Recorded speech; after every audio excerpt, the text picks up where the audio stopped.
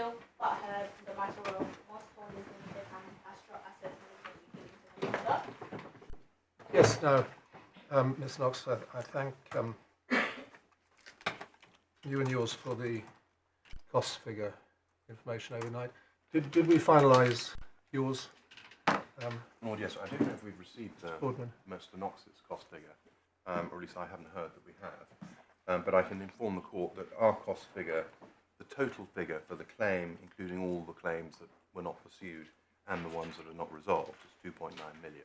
Yes. Approximately. And the cost of this appeal, again, approximately, is £195,000.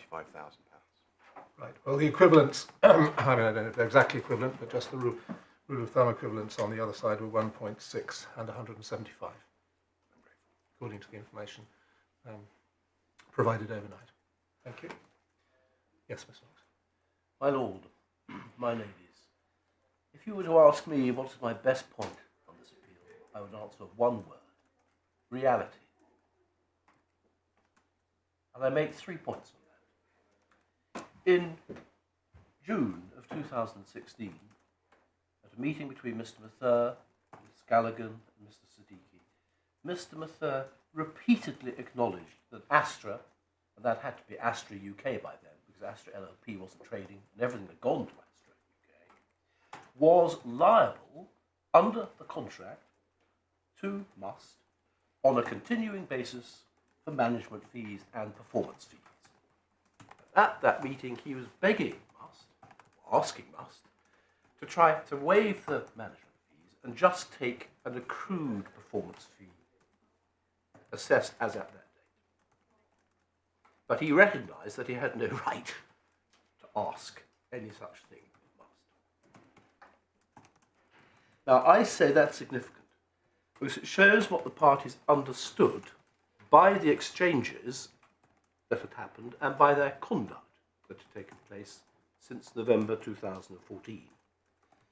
And that, in turn, in my submission, indicates what reasonable commercial men understood by what they had said and done, and that goes to whether there was actually a novation, if I can put it that way. And anyway, on a subjective basis, it shows what they subjectively understood and assumed the position to be, so as to give rise to the inference that there was an estoppel which bound Astra LLP and then an estoppel which bound Astra UK. That's the first significance of that. The second significance of what took place at that meeting is that it shows that Mr Mather did not at that time think there was anything commercially absurd about the notion that he was under a continuing liability, 3 years now having passed, to pay management fees, and indeed to pay performance fees, as and when Astra UK itself received. That, in my submission, undermines the notion that Must's construction is commercially absurd. No one even thought so at that point. And as the judge noted, it was only later that the defences which came forward about the November arrangement and voluntary arrangement came out. The second point I want to make on what I call the reality of the situation is this. Astra's case at trial was that all the payments to Musst in relation to Crown and 2B were made under the what they called the voluntary November arrangement, one which Mr Mather said was terminable, as and when he liked it was voluntary. And that arrangement, or the benefit of that arrangement, had been transferred first to Astra LLP and then to Astra UK, with his consent. Now, I say that's important because it shows that on any footing, all the emails, all the payments, all the conduct on which Musst relies were authorised by Mr Mather, with the intention that Astra LLP and then Astra UK should pay. So the notion that the parties, or Mr Holdham or Mr Murray, were acting somehow without authority in saying and doing what they did is hopeless. They had the authority. Mr Mather just tried to make out that it was under the November arrangement, which the judge dismissed that argument. Third, I say it is impossible to maintain, first, that Astra LLP made the payments it made, and indeed Astra UK made the payments it made as agent for Octave Limited, or in an administrative capacity. Agent for Octave Limited. The way my learned friend's argument goes is Octave Limited never dropped out of the picture as oblige or pay all. Therefore, everyone else was somehow acting, so to speak, as agent for, in an administrative capacity for Octave Limited. Well, it's impossible because it was never Astra's case, actually at trial, that it was acting as agent for Octave Limited. What is more, there was simply no plea or evidence to that effect. I checked Mr. Mather's witness statement yesterday. He doesn't begin to say, look, when these payments were made, we were acting, so to speak, on Octave Limited's behalf. Not in the slightest. They were acting as their own principals in making the payments and sending the correspondence. Octave Limited had nothing to do with it on the facts. But there's also a related point. Astra LLP was plainly the principal under the arrangements, not Astra Capital. My learned friend floated the suggestion yesterday that after Astra LLP took over, Astra Capital somehow were in the background acting as the investment manager. The answer to that is no, they were not. There was not a shred of evidence to that effect. That was not Mr. Mather's case, and it was not his case that the payments under the November arrangement, or indeed the management by Astra LLP under the November arrangement, had anything to do with Astra Capital. Sorry, you're referring there to the November arrangement? Yes. Astra Capital did become the manager of the fund, the principal fund, yes, if I can't remember the acronym yes. now. Although, as I think we discussed yesterday, it didn't have a contractual role, at least in relation to Crown 2B. It had no contractual role in relation to Crown 2B. And also, it wasn't suggested that it was actually doing anything in relation to Crown 2B, so as, so to speak, to be the party who was in the background with the obligation to make a payment. The case was not, as it were, Astra LLP was paying, but it was paying on behalf of Astra Capital. That was not the evidence, not a shred of evidence to that effect. The evidence was simply that Astra LLP was paying under the voluntary arrangement. So the Astra Capital point is a red herring. Nothing turns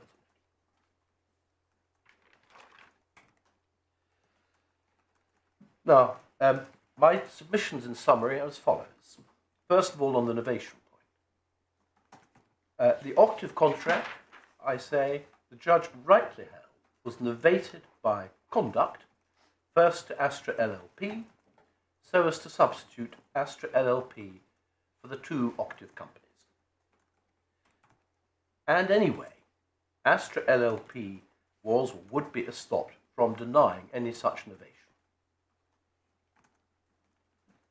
Novation proper.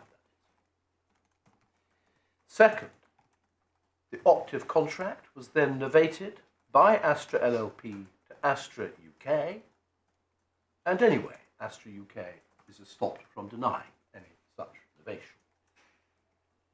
Thirdly, and in the alternative, Astra LLP and then Astra UK agreed at the very least to take over, or to take on Octave's rights and liabilities under the octave contract, even if not in substitution for Octave. And therefore an estoppel arises on that basis. My lord, my ladies, the point is this. It is said by my learned friend that Octave never really dropped out. They were somehow always lurking in the background of the contract. But I say, even if that's right, even if they're notionally still contracting parties, as at June 2016, it was entirely notional. And the important point is that Astra LLP and then Astra UK had agreed to take on the role of manager and payer. And that's, in fact, all we need. But we say that's the alternative case. As far as the construction of the contract goes, we say this. The judge's construction was plainly correct for the reasons he gave. both on a textual and on a contextual analysis. In short, he was right to hold that once an eligible investment, always an eligible investment until sold. And therefore, a performance fee became payable upon receipt by Astra of profits from, or its own performance fees, from Crown and 2B, but not before. There was, I say, any other construction would have the bizarre result that must, for instance, having invested, say, 20 million US dollars, sorry, having obtained 2B to make an investment of 20 million US dollars on day one, let's say, the 1st of January, could find that, let us say, on the 10th of January, Octave had decided that it wanted to depart a little bit from the current strategy, or indeed that 2B had. And in those circumstances, the fund wouldn't have gone up in value by then, but that 20 million investment would still stay there. But from that point on, we'd received nothing for it, because the strategy had changed on the 10th of January. Because from that point, they decided to buy Appellant shares. That is what my learned friend is contending for, as I understand it. The strategy, he basically says, if, as it were, on the 10th of January, the example I've given, they decide, the client and Octave decide, all this synthetic asset-backed security stuff, we actually changed my mind on that, you know. Don't think we're going to pursue that strategy. Well, why don't we go into Appellant shares? And they say, yes, that's a good idea. But they keep the synthetic asset-backed securities worth 20 million in the fund. But they just, quote, change the strategy for the future. On my learned friend's case, we don't get a thing. Nothing. Although we got 20 million in. We don't get anything on the management fees by reference to that 20 million. And we don't get anything by reference to performance fees, if and when, 5 years later, that £20 million dollar investment is sold, let's say, for 90 million. That's what my learned friend is arguing. And I submit that's incredible. I also say this, to the extent that my learned friend tries to temper his argument by saying, oh, well, we're entitled to an accrued performance fee, as at the date the strategy changes. I say that's impossible. First of all, that just isn't what the contract says. And my learned friend is arguing for an implied term, which is actually contradicted by the express terms of the contract, which in terms say that Must's right to receive payment occur as and when Astra earn and receive payment. All our rights under the contract are tied to when Astra receives payment. But secondly, I say it produces an absurd result. In the example I've given, we get nothing, because by the time of the change in strategy, shortly after the investment, there's been no accrual, even though there's a massive, massive increase in profit in the next 5 years. But also, I say, it's very odd, because what my learned friend is now saying is, well, what could happen is, let's say we have an accrued, let's say there's a £100 investment, the example given by Lady Justice Falk, there's an investment which is acquired for £100, it reaches a value of £150, as at the date there is, quote, a change in strategy. On the face of it, you might expect we'd be entitled to a performance fee by reference to that £50 increase. But my learned friend says, if the value of that asset goes back down to £100 in the end, we don't get anything. So we take the risk of the asset going down in value, but not the benefit of the asset going up in value. But actually, on your case, the answer would be the same, in fact, wouldn't it? Because you say it would be the same. It would be, in that particular example, yes, it would be. But there are more. We didn't discuss it Yeah. yesterday, but of course there are more complex examples. Yes, exactly. As well. But in any event, I say that what you might call the construction contended for still makes no commercial sense. But even if it did make commercial sense, it's just not what the contract says. And the judge's construction, in my respectful submission, is perfectly sensible. What's wrong with the notion that is, if I've got an investment in for $20 million and it qualifies at the moment that I've obtained it, what's wrong with the notion that as long as it's held on to by Astra or Optive, and they're receiving management fees from Crown, what's wrong with the notion I should continue to receive my 20% cut of that?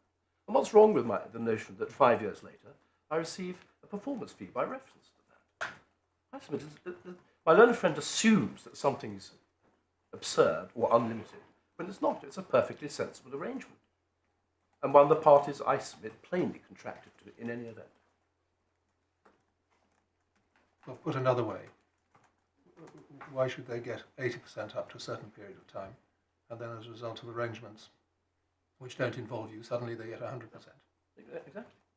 And it could be very much, as it were, it could be very much against us. We'll only get 20%, as it were, and then they get the 80%. How can that make any sense? But I say simply this: there's nothing commercially absurd, nothing commercially unfair at all in the notion that we share in management fees and performance fees on a particular investment until it's sold. Nothing. Especially in this context, everyone knew that these are long-term investments. Minimum 3 years was the general idea. It makes no sense, and this was the point the judge took, it makes no sense in that context to say that by the happenstance of a change in strategy after year 1, we actually will never see any performance fees. And that, of course, my lord, my ladies, is where the juice is. That's what you really want. That's the point of this case. The management fees are relatively low by reference to performance fees, and everyone knows that. So we say there's nothing on the short point on construction. We say the reality is all in our favour, both on the wording of the contract and in the commercial consequences. My learned friend's argument requires, first of all, a large part of writing into the contract and a large amount of uncertainty. Who is to determine the performance fee, the accrued performance fee? How do you work it out? What method is there for working it out? Who's going to do it? Nothing.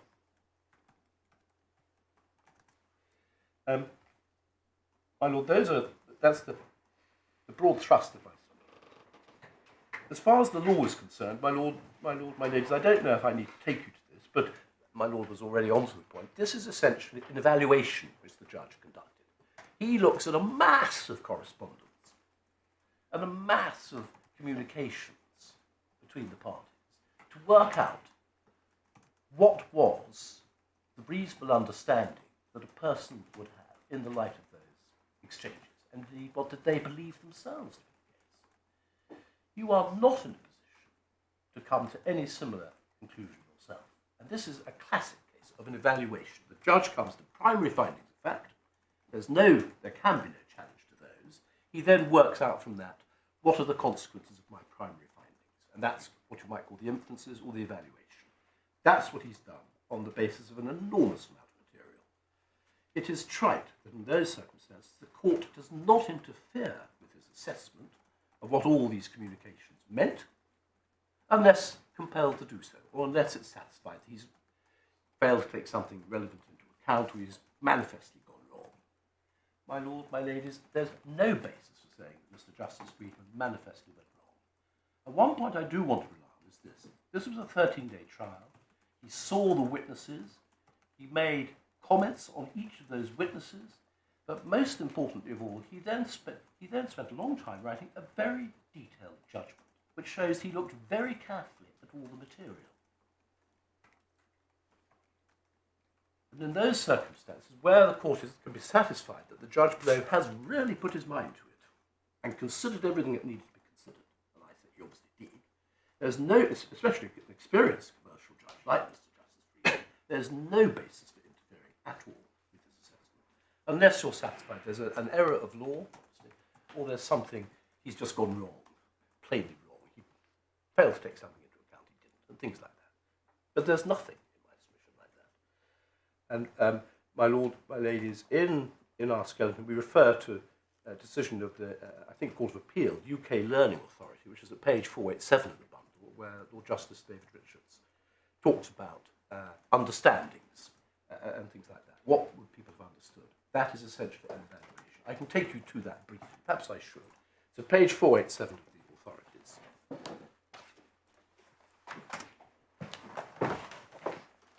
Which case is this? This is the case of UK Learning Academy. UK Learning Academy. tab 15. I think so, yes. Give me 15, yes. And the relevant extract is at page 487, paragraph 41. And one could almost transpose this paragraph, I respect this, to this case. This was in the context, I should say, where I think the appellant was trying to advance a new case. And the judge says, in the present case, there had been, as I earlier remarked, an 11-day trial, numerous witnesses, large volume of documentary evidence. It was the task of the judge, which he fully discharged, to assess the parties' cases and to make the necessary findings of fact in the light of the totality of the relevant evidence. As is frequently said, the trial judge is in the best position to assess the evidence, not only because he sees and hears the witnesses, but also because the judge can set out the evidence, set the evidence on any particular issue in its overall context. This is true also of an assessment of what a particular document would convey to a reasonable reader in the position of the party who received it, having regard to all that had preceded it, which I say precisely.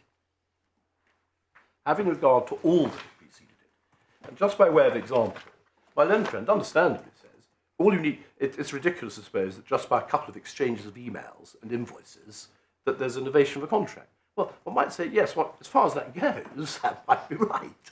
But you've got to look at the background. And the important point in the novation argument is the background of the novation and what everyone knew and was anticipating. And that is what I say is the fundamental error in my learned friend's approach. It isolates a few communications from the context. What Lord Justice David Rich is there saying, you have to look at what the parties understood by reference to everything. And only the judge can really do that properly. My lord, my ladies, I don't propose to take you to the Farge case, where I recited at the beginning of my skeleton.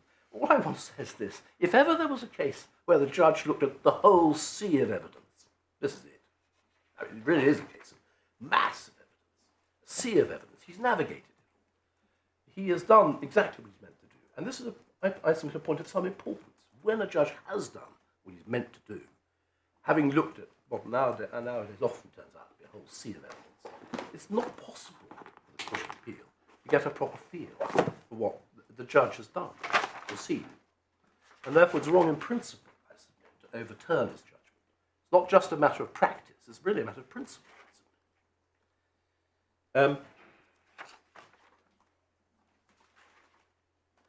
My lords, if I can turn now to the facts on novation, what I propose to do is just to go through chronologically the relevant facts which led first to the novation, or rather to Astra LLP, and then to the novation to Astra UK, with a view to show, I hope, that the judge was plainly right to say that each of those novations took place.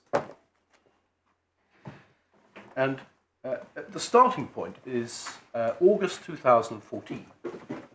What I would like to show you is this. There was an agreement, or a written agreement, in August 2014, which the judge refers to, which I think is at page 184 of the first supplementary one, by which Octave LLP agreed to transfer the management of the Crown and 2B funds to Astra LLP. That's page 184.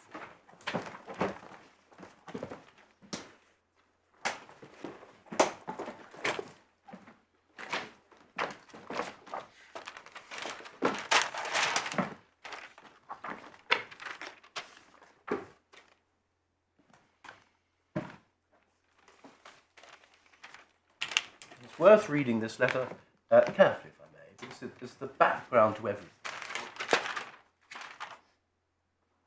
It's referring to the termination of Astra LLP's appointed representativeship, which, by which it had been pursuant to which it had been managing the fund up until this point. Octave Investment Limited, LLP, are delighted to note that the Financial Conduct Authority has approved Astra LLP's application to perform regulated functions and to be authorised as a small alternative investment fund manager pursuant to the Alternative Investment Fund Manager regulations. Now, this is important because the context of this case was that the reason Astra LLP wasn't the original contracting party was precisely because it didn't have regulating authority. That's the background to Astra LLP being involved, so to speak, in a secondary capacity at first in relation to the management of these funds.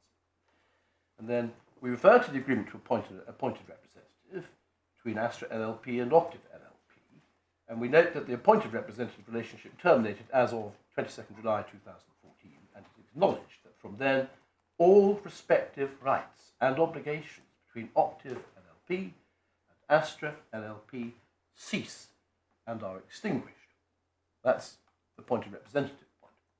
It's noted that Octave LLP is investment manager to the following entities pursuant to various investment management agreements, all of which may be amended and restated from time to time. First, there's an investment management agreement between Astra Structured Credit Investments and Octave Investment Management Limited and LLP. I believe I'm right in saying that relates to the fund, the big fund itself, if I call it that. I might be wrong, actually, my lord, my lady. It's not clear which one that's referring to. But in any event, there's two. It may be one of the other funds. But I think the second one is essentially the fund. Then the second is the investment management distribution agreement of the same date between Astra Special Situations Credit Fund Limited, Octave Investment Limited, and Octave LLP. Yeah, I think that's... Yeah, that must be the one, yes. I'm not quite sure what the other one was. There was some evidence about it, but it's not material. Okay. Then thirdly, the investment management agreement between Octave LLP and 2B, relating to the managed account. And then the trading advisory agreement between Octave and Crown. I think it's misdated 2012. It should be 2013. And then another agreement, which is not material to this case.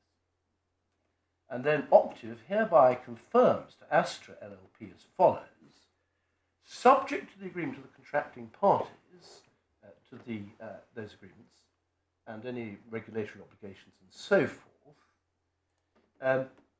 it is our intention that investment management services under the investment management agreements will transfer from the management of Octave LLP to Astra LLP.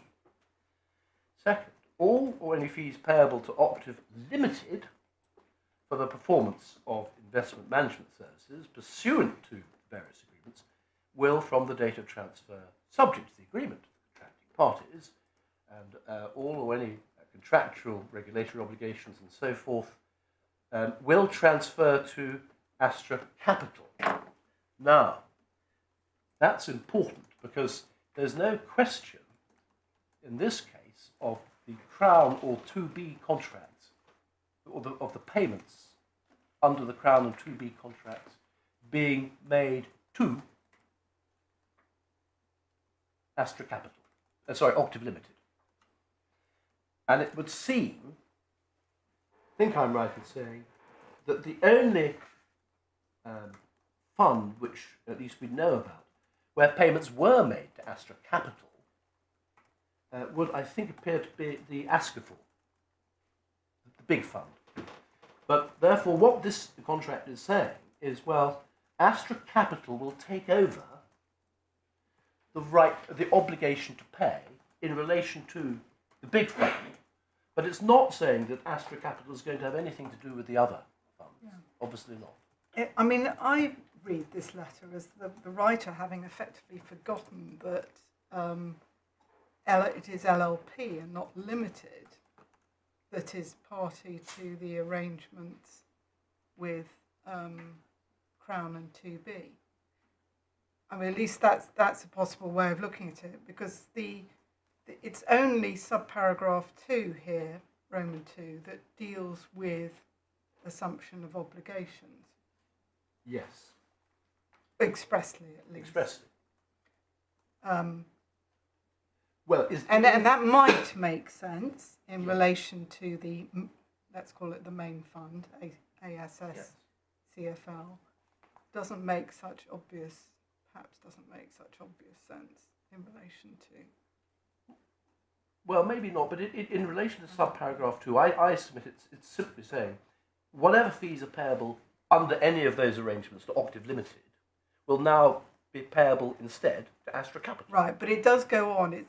That subparagraph has two parts to it. It talks about fees payable to limited and contractual, etc. obligations. Yes.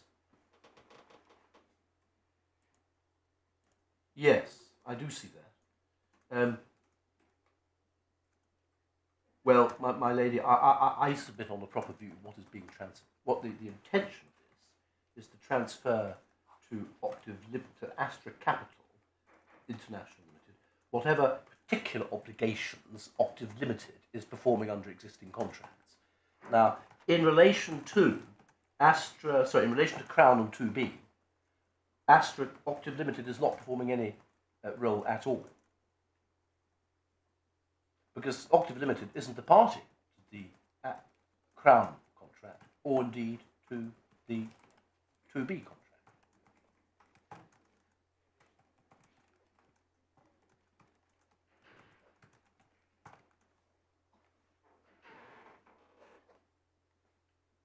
So that's what I submit that this document means. It is not saying that Astra Capital is now to have anything to do with Crown and 2B, but shortly. It's just going to be Astra LLP. Now, the transfers, this is an agreement to transfer. It would seem that the transfer of the Crown Fund took place at some point before the 5th of November 2014. The reason I say that is because we know on the 5th of November 2014, Mr. Holden writes saying that there's been a transfer of the trading advisory arrangements. But we've got the actual replacement arrangements. We do have September, replacement arrangements as well, yes. Yeah. But I think actually we do. It's in September. I'll come to them in any event. But we know that they do take place. The transfers do take place. I think actually it's in September, but certainly by November 2014 for Crown and by February 2015 for 2B. Now, I submit this is an important part of the story because Octave Limited, in my submission, from this point onwards, is having nothing to do, once the transfers have taken place, of the funds, of the fund management, to Astra LLP. Octave LLP and Octave Limited have no further role to play in that. And this is important in relation to clause 3.6 of the contract. If I can ask you please to go to page 348.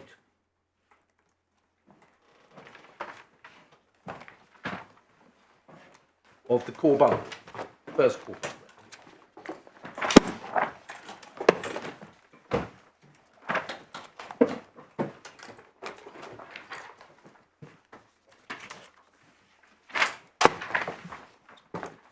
This is the Octave contract.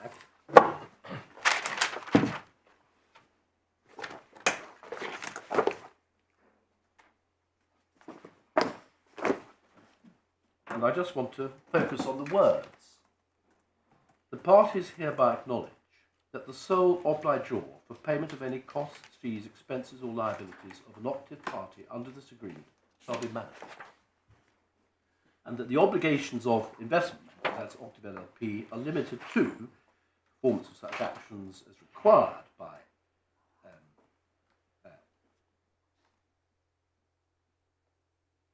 Octave Limited to be undertaken to facilitate the operation of the agreement and the performance of such other actions as may be delegated to Octave LLP under any agreement, and so forth. Now, in my submission, once Octave LLP is no longer managing the fund, Octave Limited is not under any obligation at all under clause 3.6. What Octave Limited has agreed to do under this contract with Musst is to be the sole obligor for payment of costs and liabilities of any Octave party, of an Octave party. So if we had written to Octave Limited, let us say, in 2015, saying, hey, you're still liable under this contract, it would say, no, we're not. The management, I'm afraid, is transferred from Octave LLP to Astra LLP, and we have absolutely no liability. We were liable only for Octave party liabilities. We're not liable for any Astra party liabilities. That'd be a simple and short and unanswerable point. Also, because of the commercial reality, they would be saying, well, look, of course it makes sense that Octave Limited would be liable to cough up for any obligation or liability which Octave LLP, a related company, obviously, or entity, has incurred. It makes no sense to say that Octave Limited should cough up once the management of the fund has been transferred to a third party. Well, Octave Limited would be entitled to say, no, I'm sorry, that's not my job. So the whole clause 3.6 argument is, in my submission, wrong. There was no liability on Octave Limited from the moment the funds were transferred to Astra LLP. And therefore there was no lurking sole obligor in the background from that moment onwards, which is my learned friend's central case. He doesn't use the word lurking. He just says Octave Limited stayed in the background all the time as the sole obligor. Which is they know. Octave Limited would say, I'm not liable. You've transferred the management over. That's it.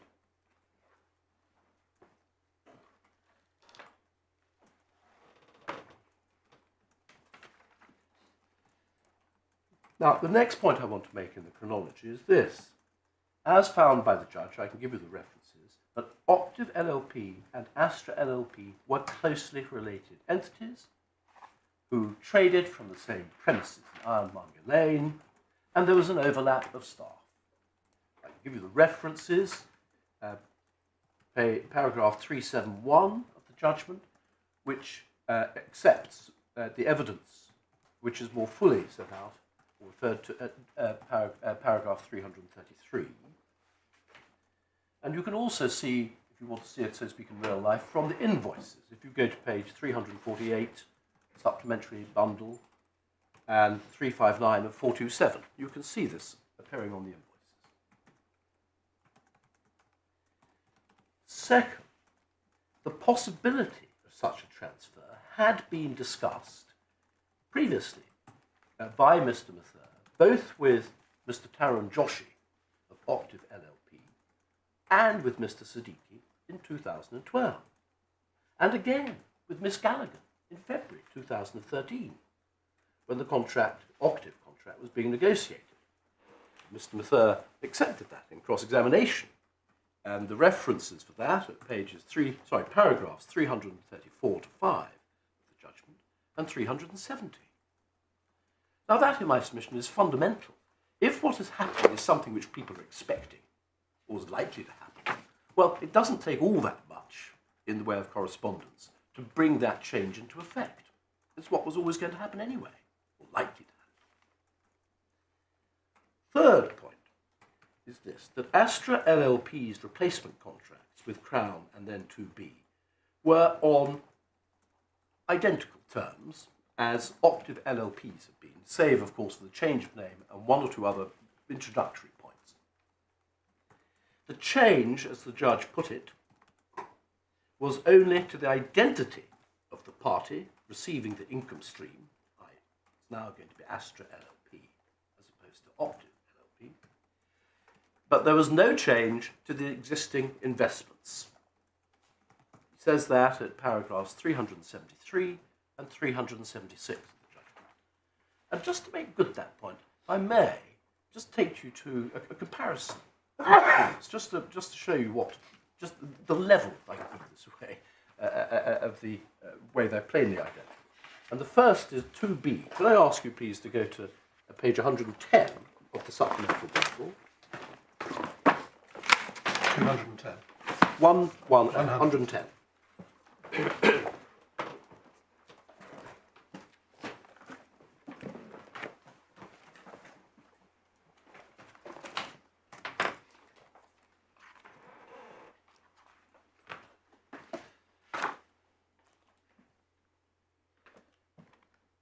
This is the 2B contract, original 2B contract with Octave. And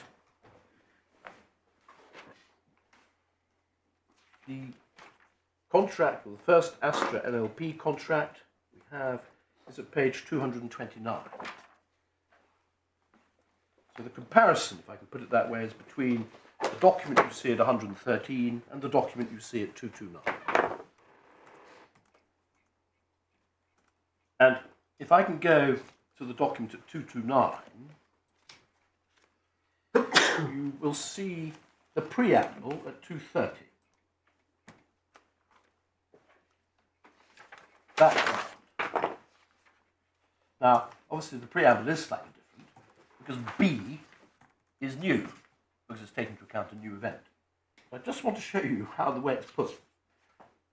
B, the retention of the previous investment manager under the original investment management agreement will be terminated with the mutual consent of the customer and the previous investment manager on a date and time that is 11:59 p.m. on the date that will be the date immediately prior to the effective date as defined below. I think I might be saying effective date is at 231, means the date of execution of this agreement.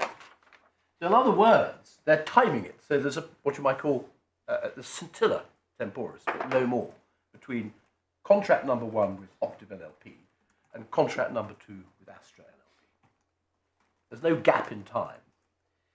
And then secondly, if you go to page 234, 5, you will see that under this contract, paragraph 5.1, there is an agreement to invest US 20 million by 2B. Now, it's obvious that this is not a new agreement to invest a new 20 million, but this is simply reproducing the original agreement. Because if you go back to page 117, you will see that that was precisely the sum which 2B had agreed to make available the first time round. 117.5.1.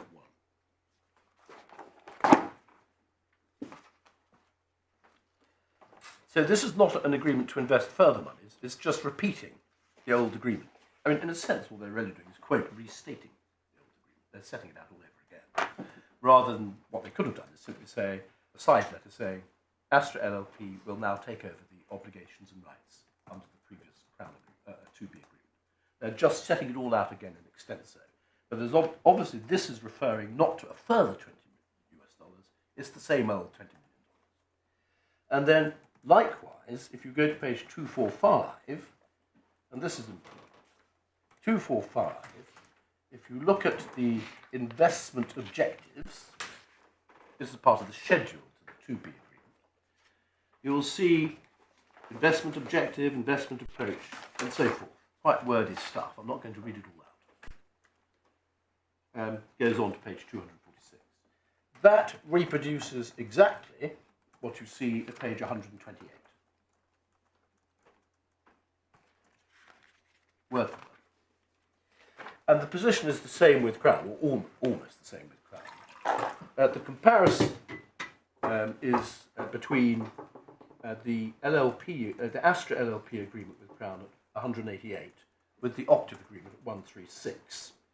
And if I can take you for the moment to 188, we're now looking at the Astra Crown, Astra LLP agreement with Crown at 188.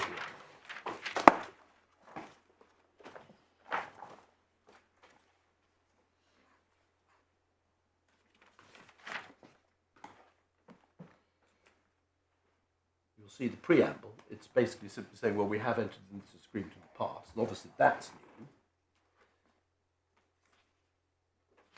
And then you go to page 194, and everything's identical. And I've done a cross-check, and I can't see any alterations at all. But the important clauses, first of all, at 194, I think, the appointment and committed funding, 40 million funding, you'll see at 194. And then you go back to page 141, which is the Octave Crown agreement. Paragraph 2 on 194. Sorry, my Is paragraph 2 on 194 worth pausing over? no, 4. No, I know you took us to 4 and I'm just looking at 2. Oh, I see. Yes, my lord, yes. Yes. I mean, essentially, my lord,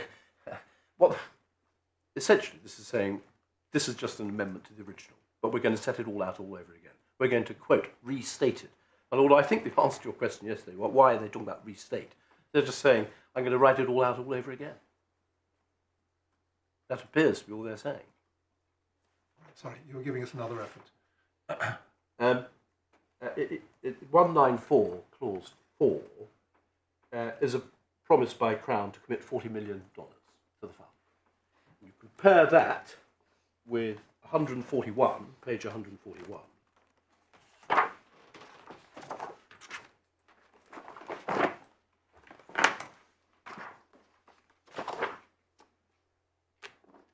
Footer 141, identical wording, again 40 million.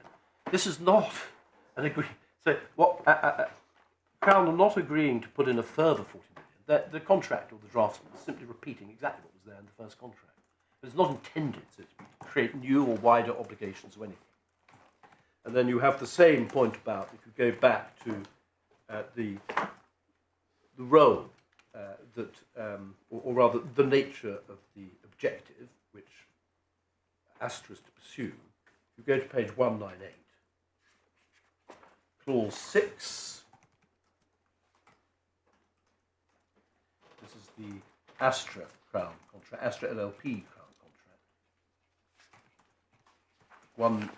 Clause 6, going over 198 to 199.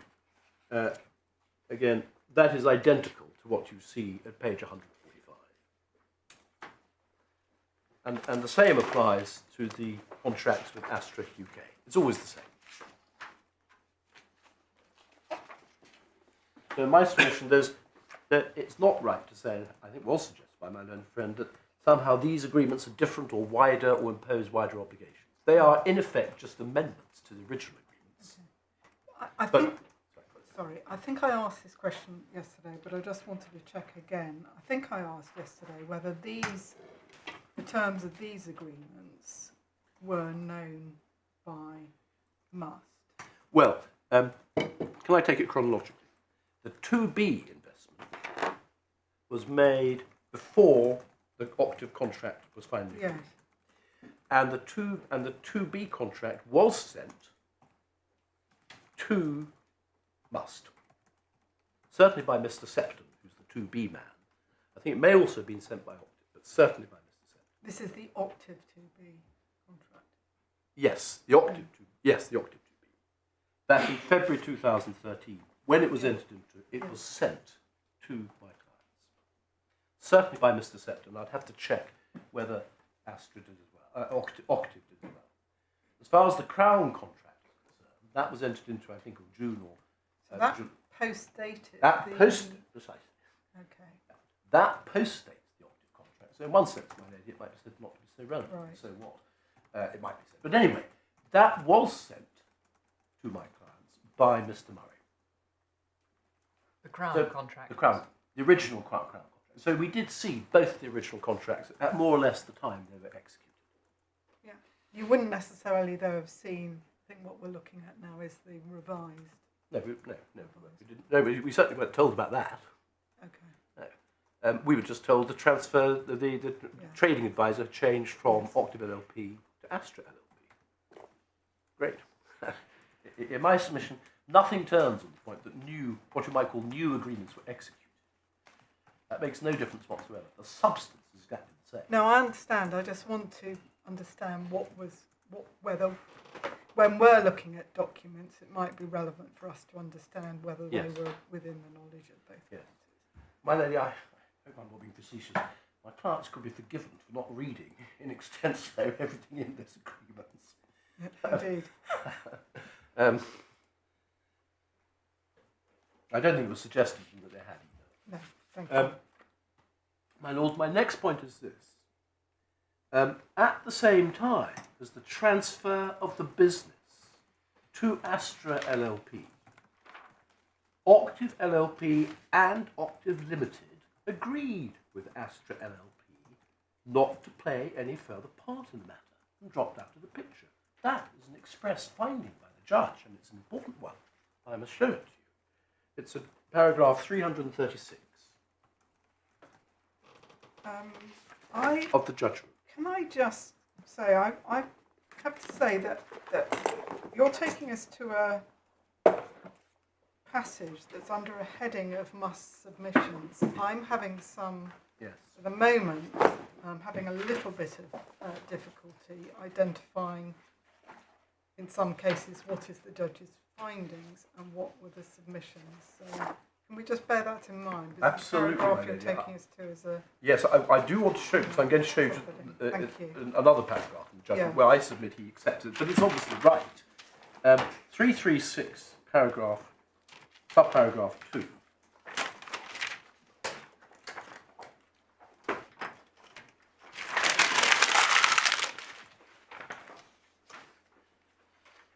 And the judge here is setting out our submissions in relation to novation. Must points to the conduct referred above, comprising sub 2. It was agreed between Octave LLP, Octave Limited, and Astra LLP that Octave LLP and Limited would play no further part. And he gives references from the evidence. Mr. Murray didn't believe there would be any issues in relation to the transfer of the managed accounts from Octave LLP to Astra LLP, and he didn't think anything about this. Then subparagraph 3, Astra LLP took over the management, 2B contract, and so forth. So in the sense that he's reciting your case, he's doing so with reference to the evidence given by the other side. Yes, exactly, yes. And, my lord, there's no doubt that is the thrust of what is said, but the important point is what he then says at paragraph, I think I'm right in saying, 379. 379. 379.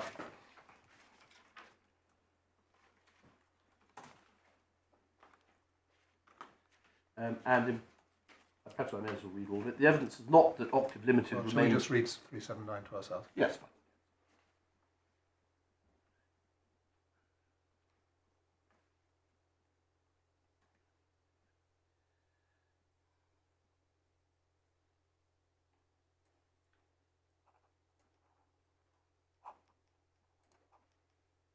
It's the last two sentences. And in my submission, he's plainly accepting the gist of my submission. And that is made good by the evidence, there's no doubt about it. We have got some of Mr. Murray's cross-examination, which I refer to in our skeleton argument. He basically said it was agreed, but then he later said it was assumed. But it doesn't matter whether it was agreed or assumed in my submission. That was plainly the basis on which everyone acted. And it's important that from this point onwards, that is, from the point of the transfers of the business, neither Octave LLP nor Octave Limited plays any role whatsoever in the matter. The judge finds that, and that in my submission is obviously right. There's not a shred of evidence. My next point is this. After the funds have been transferred, in relation both to Crown and to B, we are told about the transfers. We're told that it's been transferred to management, and we don't object. And in particular, I submit the first time we're told about the transfer is important. When Mr. Holdham sends invoices in November 2014, where he says pay some, where he explains there's been a split between Octave LLP and Astra LLP. Perhaps I should just take you to that email. I think it's at page 342 of the supplementary bundle.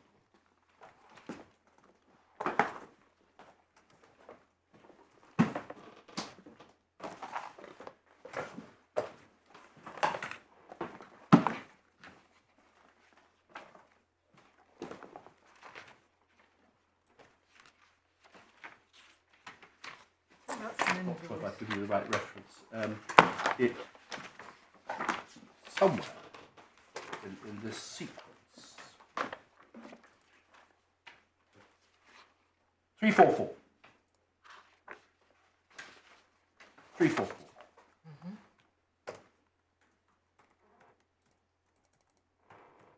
Please note that due to the change of trading advisor from Octave to Astra LLP, effective on the 1st September, the fees invoice to LGT, that's Crown, have been split as follows. He gives the split. Please invoice us accordingly.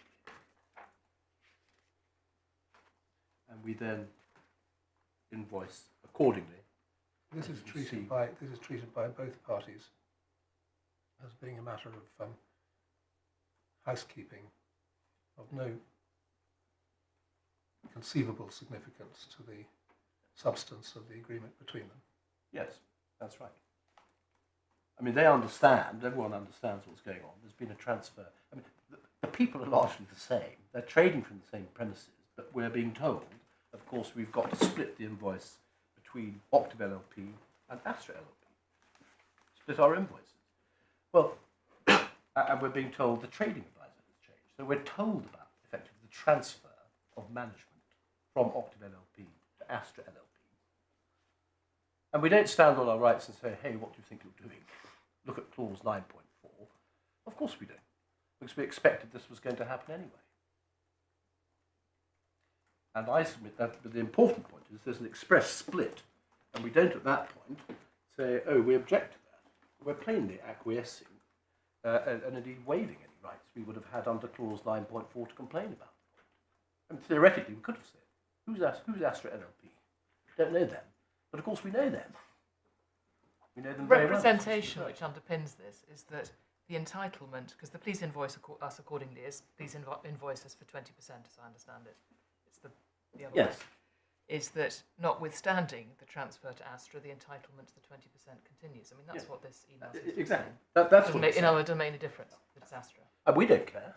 Please send us the invoices. You want the money, you don't care. And we say, okay, that's fine. But nothing, I submit it's perfectly understandable. Everything is done so informally in these circumstances. But also it's perfectly understandable that we just say fine. And there's no the reason. identity of the payer doesn't change.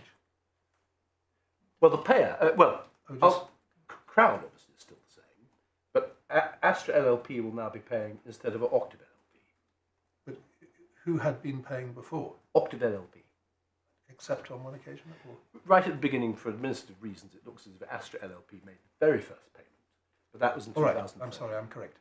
Thank you. But after that, it was always Octave LLP who made the payments. Not Octave Limited, in fact. It was always Octave LLP. We didn't mind. But then you get this split. We say that's significant, because it shows we know what is going on. We know there's been a change in trading advisor, but we're happy to change the charging. We're happy with the change that's taken place. That's the obvious inference to draw. And the judge in my submission was perfectly entitled to draw that inference. That's the real point. Now, the next point I want to make is that Mr. Holdham, in writing that email, which one sees at page 344, which he's writing as a partner in Octave Investment Management Limited, I submit he was plainly acting with the authority of Octave LLP on any footing, and Astra LLP on any footing. And that's what the judge found at 389. His judgment. Plainly entitled to find that.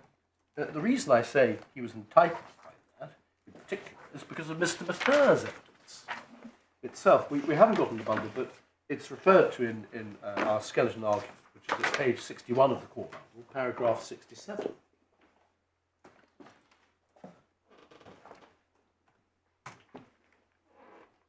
Page 61, paragraph 7. Sorry, page 61 of... The first court bundle.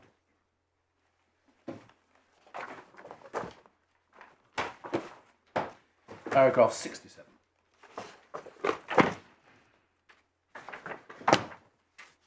And we recite what he said in the context of transfer over to Astra LLP. In italics. As Astra LLP was in receipt of the fees relating to these agreements, it was natural that payments would thereafter be made to Musst by Astra LLP in place of Octave LLP. I instructed Michael Holdham to make the change. So that email, which apparently comes from Octave, so to speak, LLP, was obviously being written on Astra LLP's behalf as well.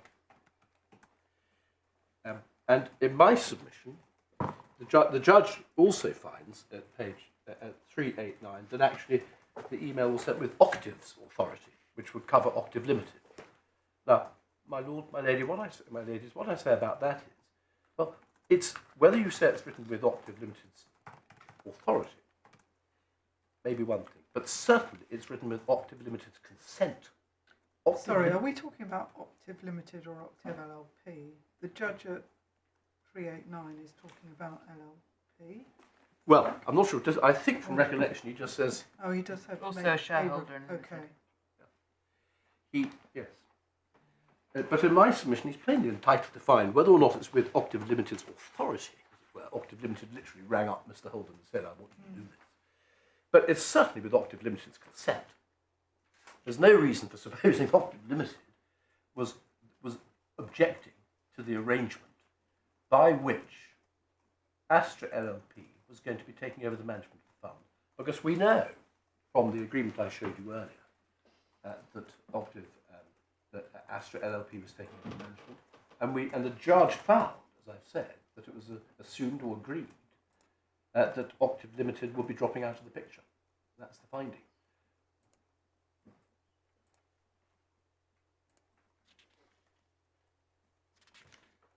My lord, my ladies, the next point I want to make is the point I've already indicated. There is no evidence that when the invoicing took place or when Astra LLP received any monies from Crown and 2B, that it was doing so on behalf of Octave LLP. It was receiving the monies on its own account. That's an express finding made by the judge at paragraph 373, and it is obviously there's no basis for interfering with that finding. Sorry, what was which paragraph of the judgment again? Sorry, my lady, it's 373. 373, thank you. The judge deals with the argument that Astra LLP was acting only in an agency or administrative capacity. He says that just doesn't fly.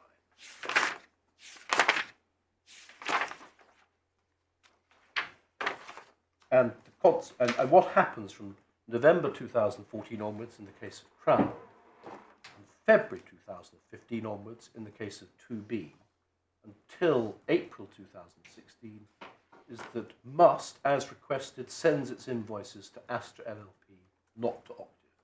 Monthly in the case of 2B, quarterly in the case of Crown. Now, the next point is this. Mr. Mather knew that under clause 9.4, the contract, Octave LLP had no right to transfer the management of the funds to Astra LLP without Must's consent. The judge makes that finding at paragraphs 335 and 374. And my lord, my ladies, I remember Mr. Mather expressly accepted that he knew about clause 9.4. There was no doubt about that. My learned friend, can I just say this, says in parenthesis that the judge overstates the effect of clause 9.4. But in my submission, not in any material respect. It was an obligation on the part of Octave to use its best endeavours to obtain our consent. Well, Octave plainly hadn't used any endeavours to obtain our consent prior to the transfer. It may not have been an absolute obligation, but Octave had plainly acted on the face of it in breach of clause 9.4. But we obviously acquiesced in that, and so what does it matter?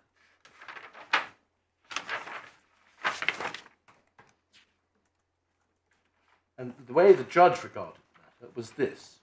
We consented to the transfer because we were going to be dealing with the same people, but with a different name, and in particular Mr. Mather. He makes that finding at 371, and picking up on, I think, a submission made at 335. But he points out that this was more than just a name change. That's 384, subparagraph 2. And my lord, my lady, we accept that. The next point is this, and it's an important one. I'm not sure you've seen this email.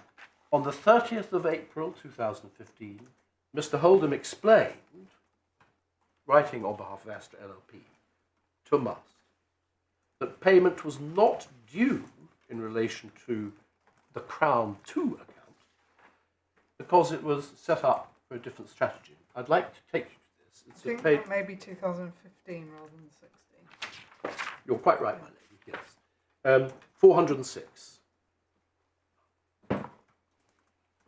Supplementary document.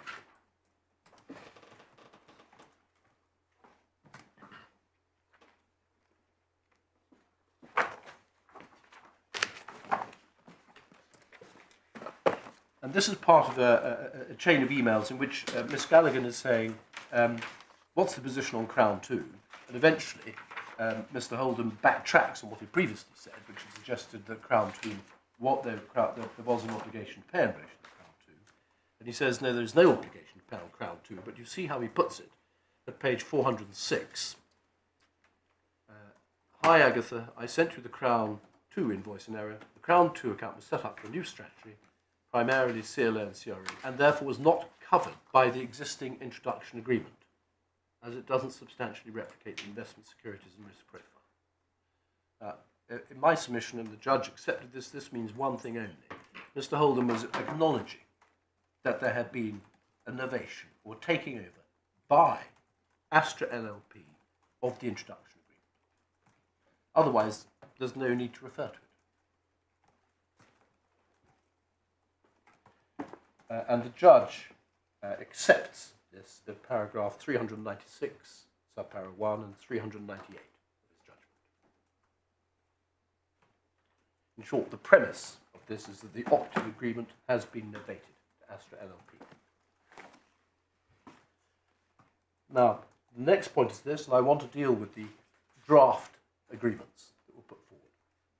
In the meantime, shortly before this email I've just shown you, Astra LLP had put to Musst in February 2015 a formal agreement under which Astra LLP and Astra Capital would replace the optive companies in order to transition the accounts. I'll explain where I get that phrase from in a moment. But they never get round to executing it. Can I first of all go to 366 of the supplementary bundle?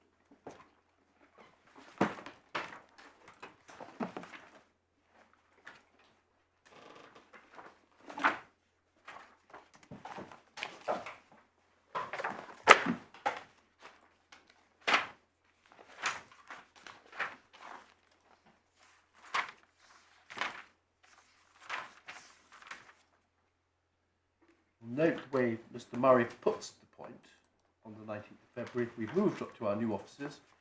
We're completing some final documentation in connection with the investment manager migration from Octave LLP to Astra LLP. And I've amended the introduction agreement to facilitate the migration. My submission, the obvious premise of this is he's acknowledging that they're taking over the Octave contract. And then he writes, please confirm you're satisfied that the amended introduction agreement is in order. And I'll arrange for execution at our end. And then you go to that, you see it at 367.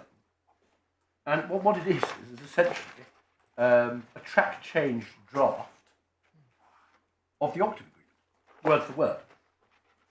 But it's important, is it, that Murray says, I think we went over it yesterday, that he says it's just a name-changing exercise, no substantive changes. The language is all very, don't worry about this, it's nothing. Oh, it's nothing, exactly, all very reassuring. It's, in my submission, the obvious effect is confirming what has already taken place. But here's the formal document. It's presupposing there's already been a change in the relations, but we need to get this formalised. But just to anticipate, that in my submission is no objection, and the judge held as much, to there being a novation in any event. But the fact that parties negotiate for a formal agreement doesn't mean they haven't already got an informal agreement, which is binding. And we might spend time contemplating whether there's any greater difference between something described as a migration and something described as a novation. As a migration and a novation. Yes. Well, he's writing to people who are not lawyers, basically reassuring them. This is just to deal with the change that's taken place. That's the effect. my lords, my lady, at 394.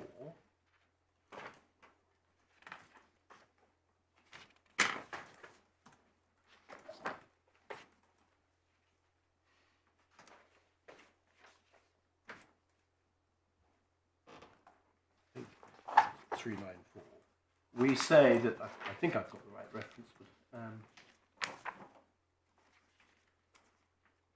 yes, Mr. Murray chases up.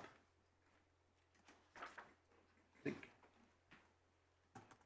forgive me, my lord, I've got a dud reference. Perhaps all I really need to do is to go to the telephone discussion on the 6th of May, after further versions have been sent over, at 415.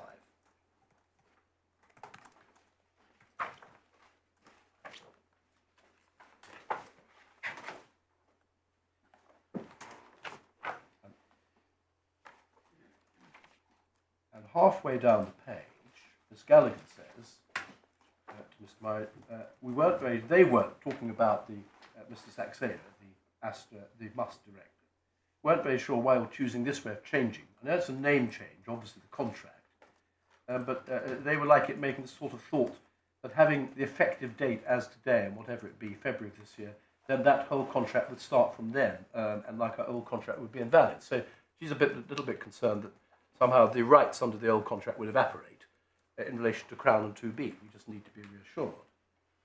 No, that's not the intention. The intention was just so that you know, because I suppose Astra's, it is obviously not with Octave anymore, and it was just to ensure that there was, transitioning of accounts. I emphasise that phrase, transitioning of accounts. So obviously he's talking about the transitioning of the Crown 2 and 2B accounts. That's what he's talking about.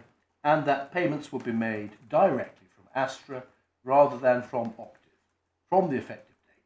So rather than ending the original relationship, it's effectively, it does novate the relationship. But the existing contractual arrangements with Octave up until the effective date remain in place.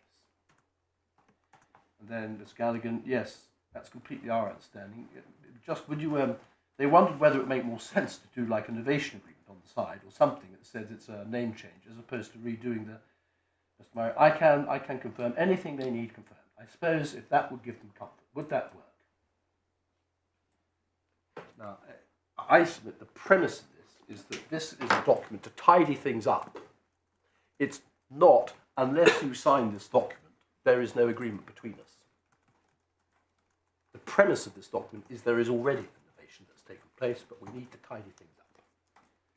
And I believe that Mr. Murray later on, in the course of this, refers to, it's either in this, I think page 416, near the foot of the page,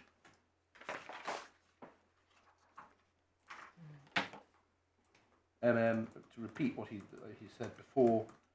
Yeah, well, what I can do is a letter of termination. What I'll do is I'll state in that until the effective date of this novated contract that the existing contractual obligations remain valid and in existence, and all those other provisions intended to survive termination shall survive. So I submit it's clear that this is simply intended to confirm the position rather than to alter it. Now, after the 6th of May, after that discussion, nothing happened, except the parties did keep on invoicing and paying. And can I just show you the list, just so you can see how much communication there was on this point. If you go to page 487 to 491 of the supplementary bundle 2, you can see just how much correspondence there was on the point.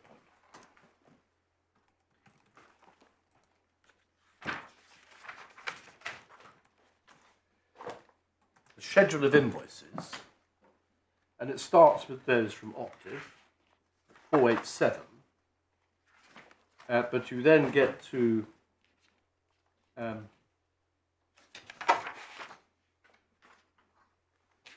488.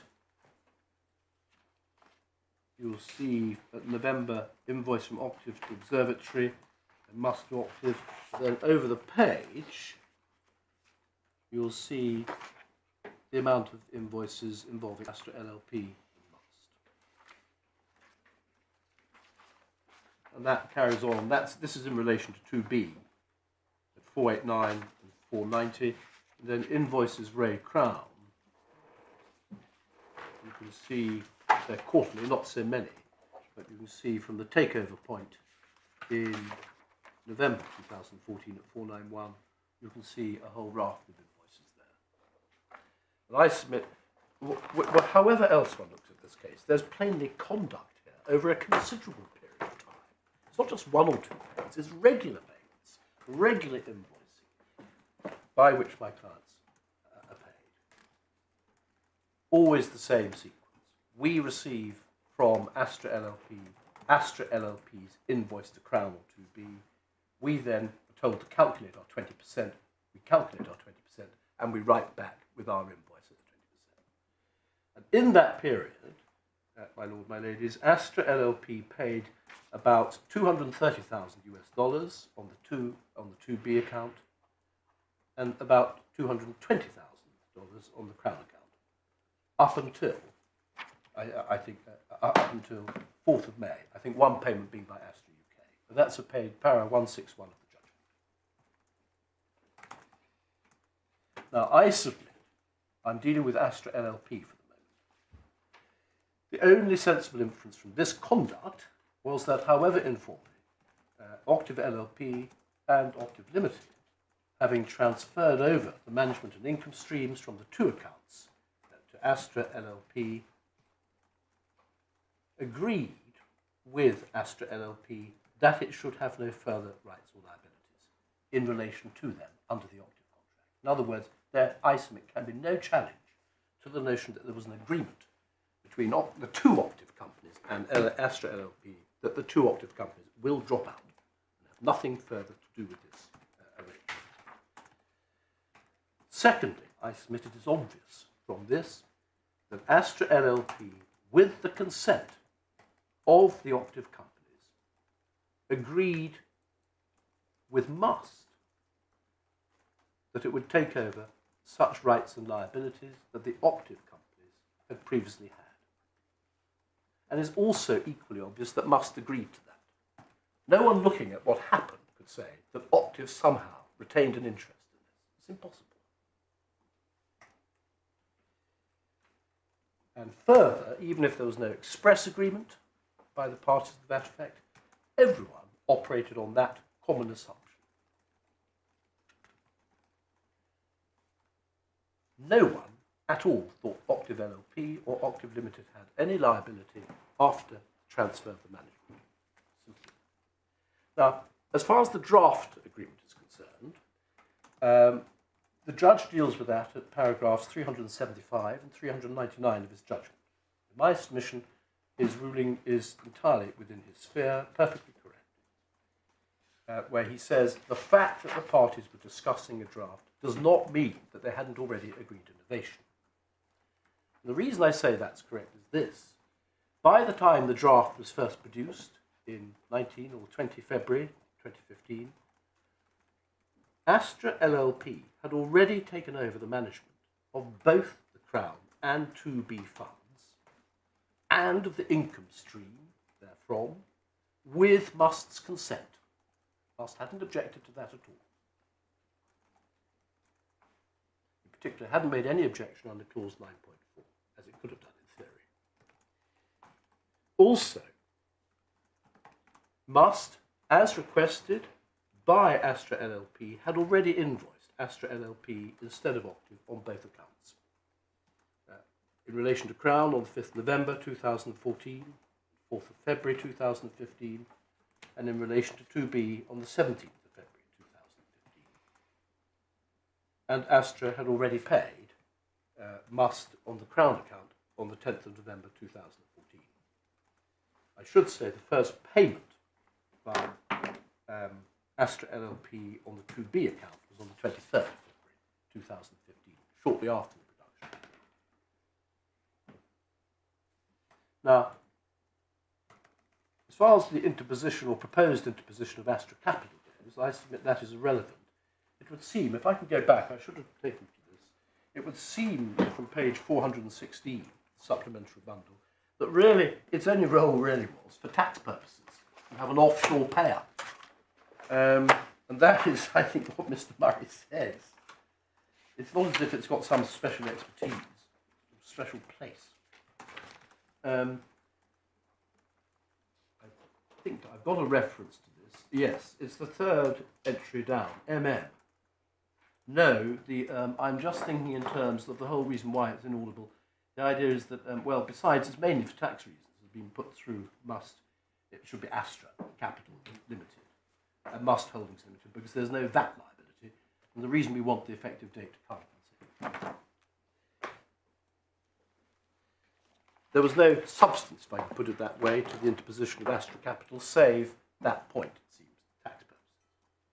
But more to the point, there's no suggestion, as I mentioned earlier, that Astra Capital played any part whatsoever in the management of the fund in 2015 and 2016. There, are you referring to these accounts or the main fund? Forgive me, my lady, these accounts. We don't know about the other. Yes, I mean, it wasn't part of the investigation.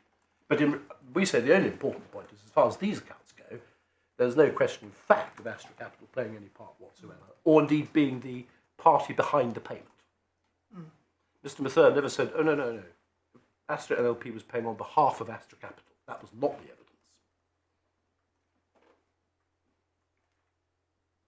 So what that means, doesn't it, is that under the novated contract, you had Astra LLP playing the part of the two octave companies that there have been before. Just a question, does that amount to a variation, that you collide the two pre-existing roles into a single role, and that your manager sort of stops having anything to do with it? Well, it is in one sense a variation, but we say it's a novation, because Octave Limited, the Octave companies, are simply no part of the agreement whatsoever. There is a new agreement by which the parties have agreed, first of all, that Octave goes, both Octave companies go, and then secondly, you've got an agreement. How you split it up in one sense, we say is academic, but you've got an agreement between Musst and Astra LLP that Astra LLP will manage and make the payments to us. It's as simple as that. It's strictly a new agreement, as the word novation suggests. The trouble is, my lady, there are novations and novations. Well, quite. I think that's what I'm asking. I think that's the very point. Yes. But you would say that fits within the concept of novation, even though there isn't a precise replication of the roles in the old agreement into the roles of the new agreement. Absolutely. Yes. That it's still sufficiently close that it's just a novation. If you like, my lady, you say it's a variation and a novation. But the important point is there's a novation. There's a termination of the old relationship. And as from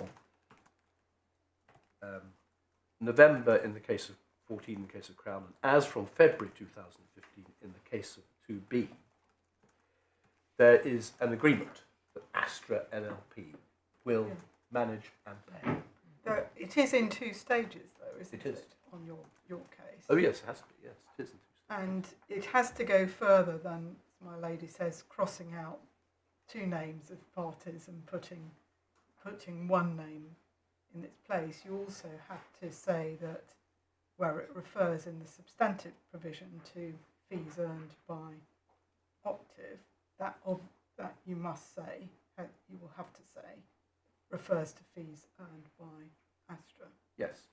Exactly. In this new contract. Oh, yes, absolutely. Yes, we say that is the effect of novation. Yes. Yeah. You read, as well, the contract is indeed transferred over. It is as if there was an express transfer over of the contract, but with, if you like, a side letter from Astra LLP saying we will take over these obligations, and another side letter from Octave LLP and Limited saying we consent to no longer being a party to this agreement. That is the effect of what they've done. But that, in my submission, amounts to a novation. It is certainly not what you might call just a variation. Variation, in my submission, means this. You have parties A and B to the contract, and they decide to vary the terms of the contract. It has nothing to do with the notion of a new party coming into the contract, saying, I am now going to take over the obligations of the old party. Are you happy with that? Am I saying, yes, I'm happy with that? That's a new contract, because it's got a new party to it. And that new contract may be slightly differently structured, but it's still a new contract.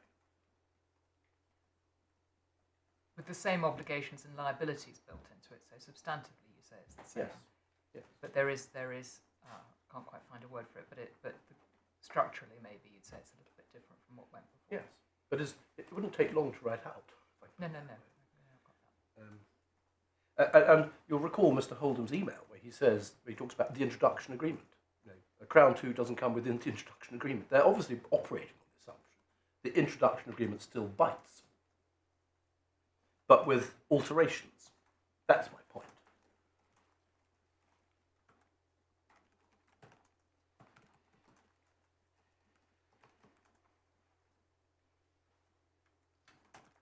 Mr. Knox, we're going to at some point have a short break, so would you like to choose a convenient moment from your point of view? Yes, I'll just give you one more reference and I'll take you to it, and then, if that's okay with the court. Paragraph 381 of the judgment.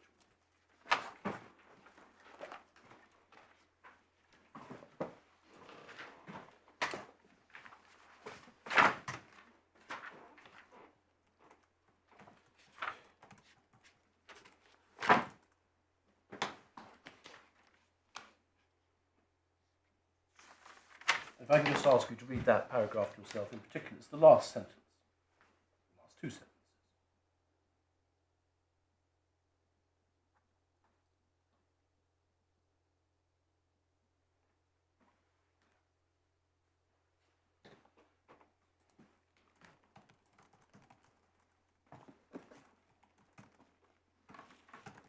And in my submission, that's absolutely correct. There's no error of law in that whatsoever. The judge was entitled to come to that finding, having looked at all the evidence, in particular, actually, the way Mr. Murray describes what's going on.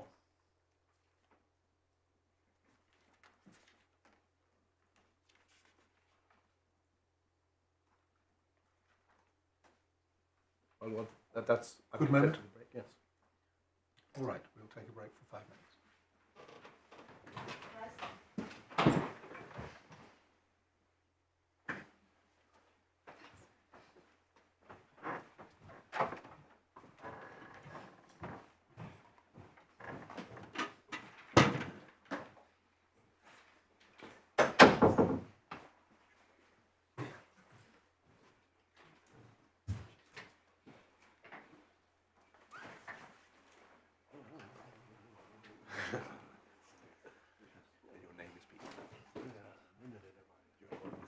No, that's why I keep saying maybe a variation, but it isn't a variation, it doesn't really matter.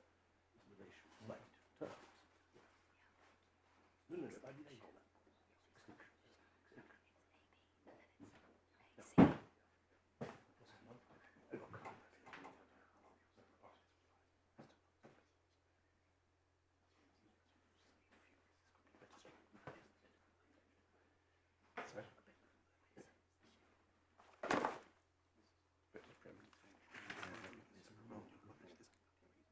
If you read the rest of it.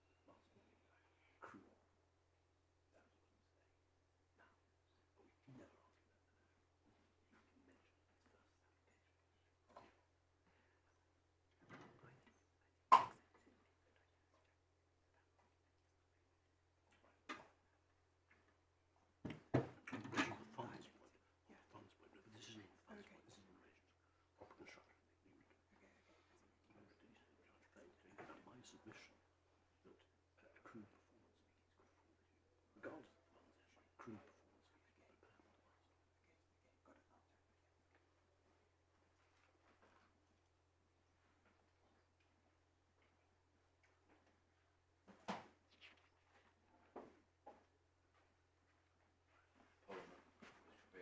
I'm trying to make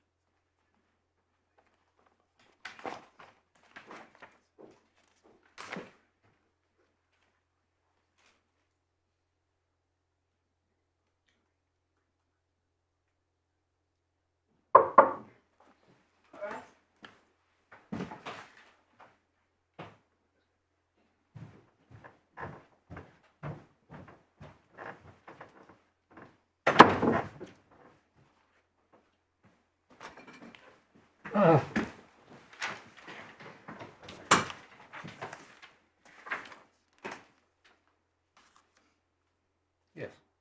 My lord, my ladies, I submit that I'm just going to go to the conclusion the judge drew.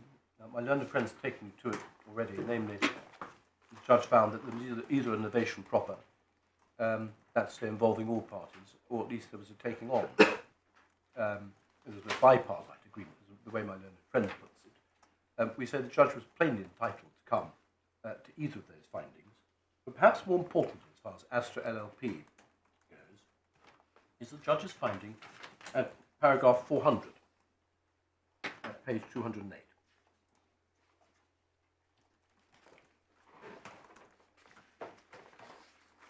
Sorry, I've lost my. Tell me again what the page reference. 208, paragraph 400. Thank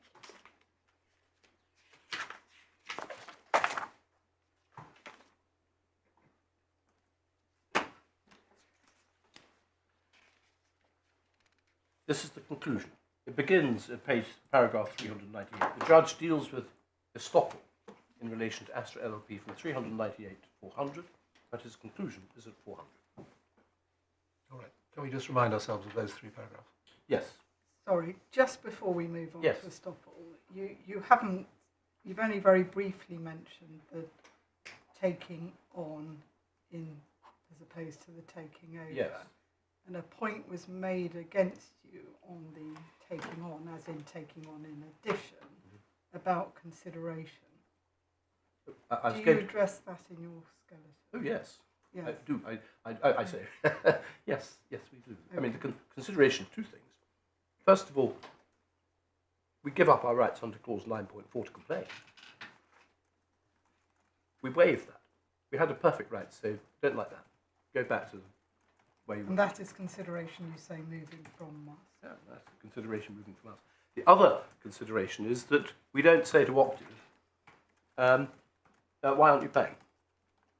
We give up our rights against Optive.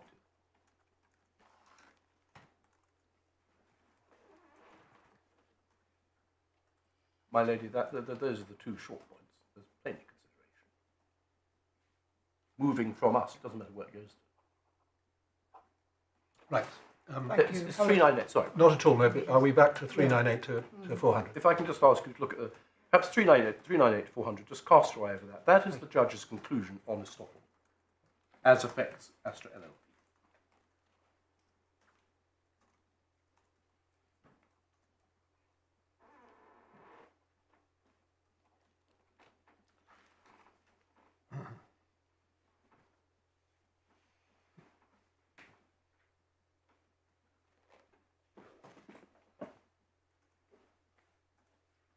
Yes. I submit that it is unchallengeable. There's no fact in that which the judge has found, which is wrong, or can be held to be wrong. There's nothing irrational in his evaluation, and there's no error of law. And, my lord, my ladies, my learned friend doesn't really explain why the estoppel finding is wrong. I think it's this 8th or 9th principal point. He just says, well, the judge said that the estoppel point didn't add anything. But that, of course, was given the rest of his judgment. If for whatever reason, there was no actual novation or whatever it is, as between, in relation to Astra LLP, then plainly the estoppel argument is important. And I submit, whichever way one cuts this, there is simply no answer to the conventional estoppel argument in relation to Astra LLP. And my lord, my lady, you'll recall yesterday you were taken to a point, to a case, which is, I think, may have been Lord Phillips, who was Master of the Rolls, in the ticket, where he says there can be a novation either by conduct or by conventional estoppel. And very often, of course, if one's talking about a novation by conduct, it probably will be.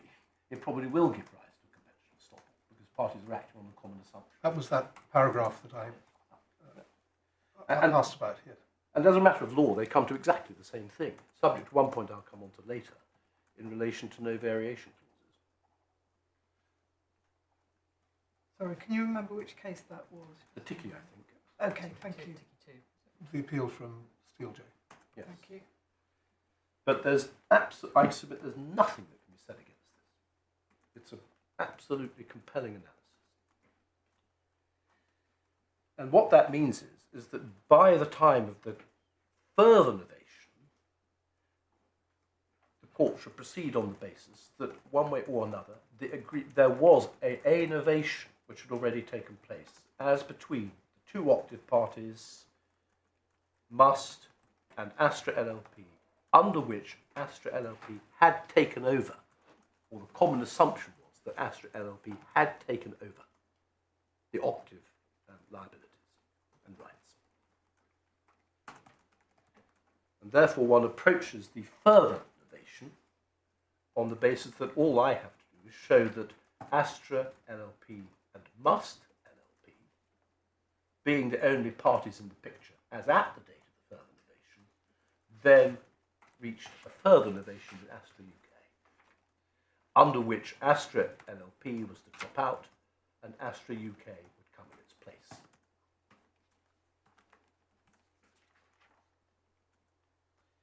And my submission is that on any footing there was a novation proper as between those three parties.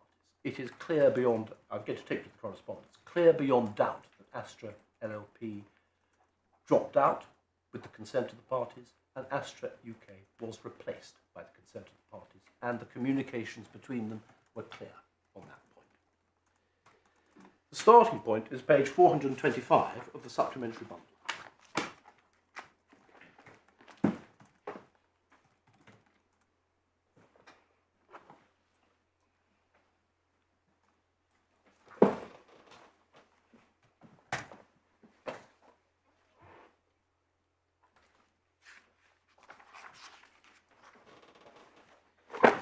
Now, shortly before this, Mr. Murray, this is April 2016, 20th of April 2016, and shortly before this, I think on the 12th, Mr. Murray had chased up Ms. Gallagher saying, I've just been trying to tidy up our records, and I don't seem to have received back an executed copy of that agreement I sent you last year. You see that at page 422.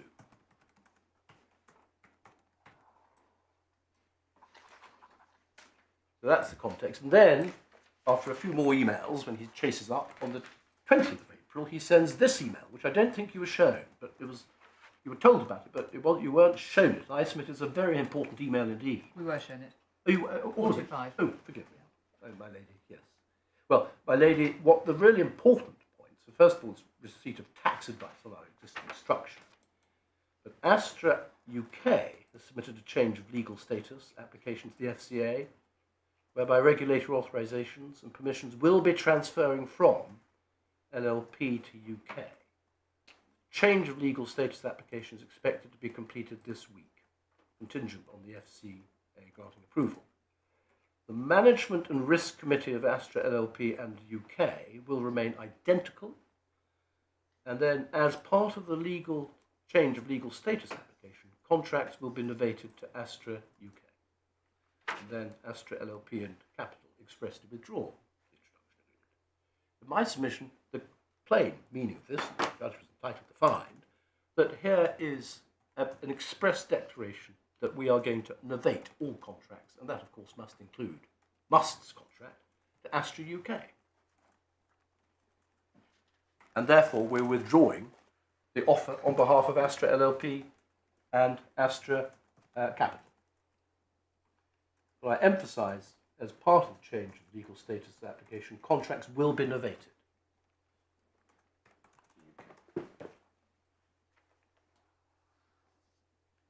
Now, I also emphasise this, that Astra context is Astra LLP are going to cease to trade.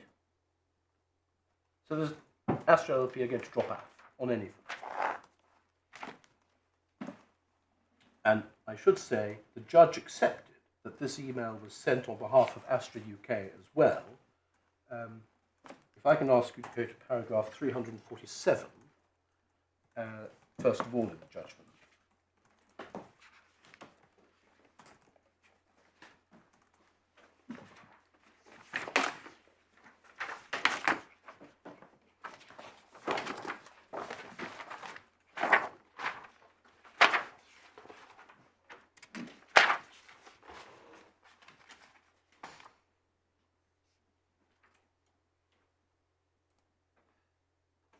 And this is reciting my submissions. 347.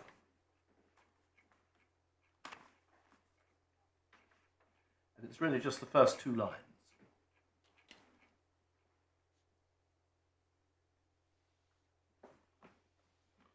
That's the submission.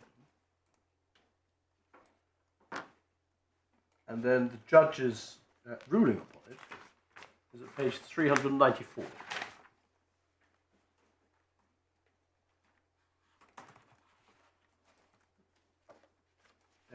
And the relevant part for the moment is just the first sentence.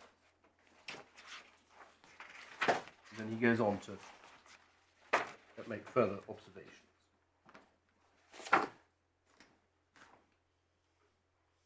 And in my submission, it's obviously right to send on behalf of both companies, because Astra UK was just about to take over from LLP.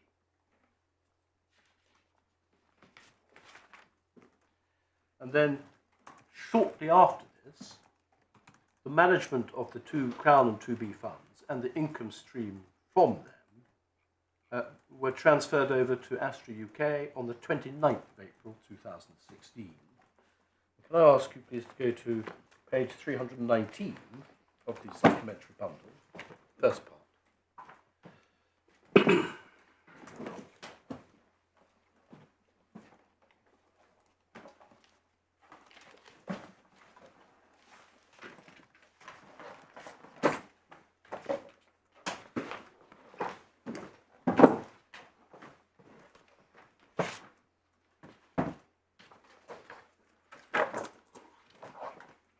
And the relevant passage is at 321. Deed of transfer between UK and each of the LLP members and the LLP itself. And you'll see in the background that the position now, looking at A, is going to be LLP won't have any authorization.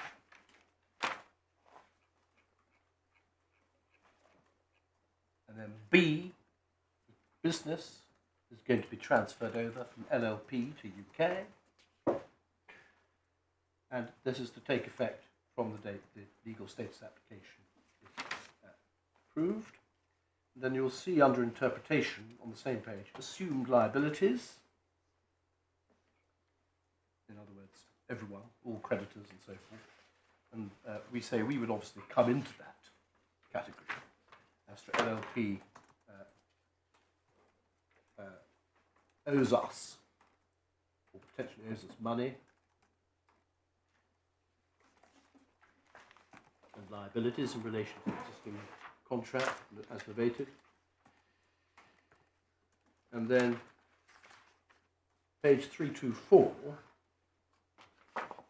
assumption of liabilities, clause 3.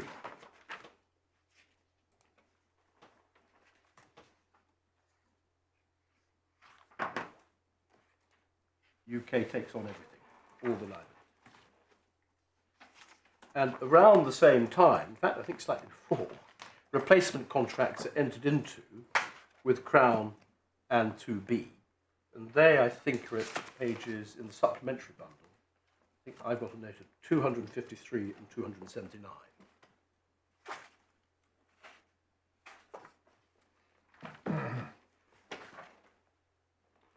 Just check whether I've got the right reference. Yes, 253 is 2B, and this, from recollection, is dated a little bit before 21st of March 2016 in relation to 2B. If you go to 256, and then in relation to Crown, the agreement's entered into with effect from the 1st of April 2016. Can you give me the Crown page reference again, please? Yes, it's at page 279.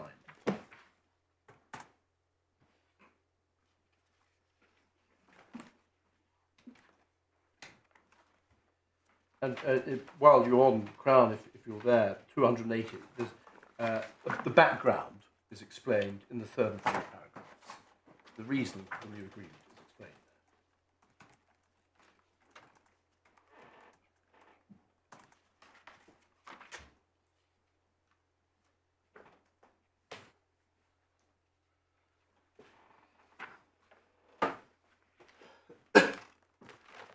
So again, as far as 2B and Crown are concerned, these are the entirely formal matters, but the agreements are exactly the same. After this, on the 10th of May, Astra UK sent to Musst the invoice which it had previously delivered to 2B for the latest management fees, latest month's management fees. And you can see this at page 426 of the supplementary bundle.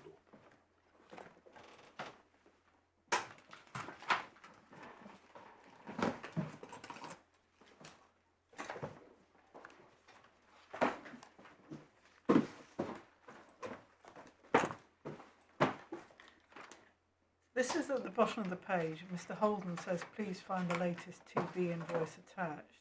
Yes. What tells you that this is Astra UK? Is it the... Well, is it the way he signs his email and the way... And I can see on the invoice, if you look at the bottom, Well, first of all, it says... I have a few points, my lady. okay. If I may. First of all, it says you'll see Michael Holden, Astra Asset Management. Yes. Previously, it had always been Astra Asset Management LLP. Okay, so he's changed his email sign-off. Oh, he has. My lady, the pleadings. We pleaded in terms. I'll give you the reference. We pleaded in terms that this was sent by Mr. Holden from Astra UK. That is page 314, paragraphs 96 to 97. And that was admitted in the defence at page 424, paragraph 177. So it was accepted. These exchanges are exchanges between Astra UK. I see. Well, would it help if I took you to it so you can see exactly how it's put? I don't need to take up time with that. I've got the references. But there's no doubt that from this point he's writing on behalf of Astra UK, and we are writing back to him at the Astra UK address. And what we receive is, for our calculation, is what you see at page 427.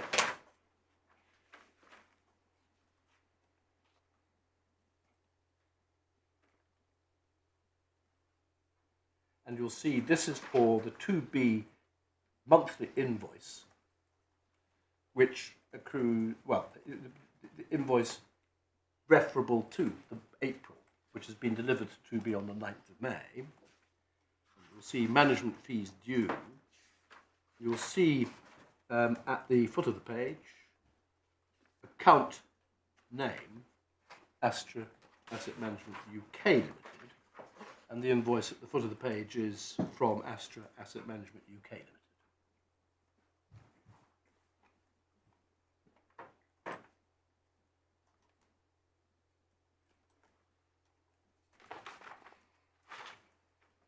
A matter of interest, because there was a query about what the size of the fund was at this point on 426.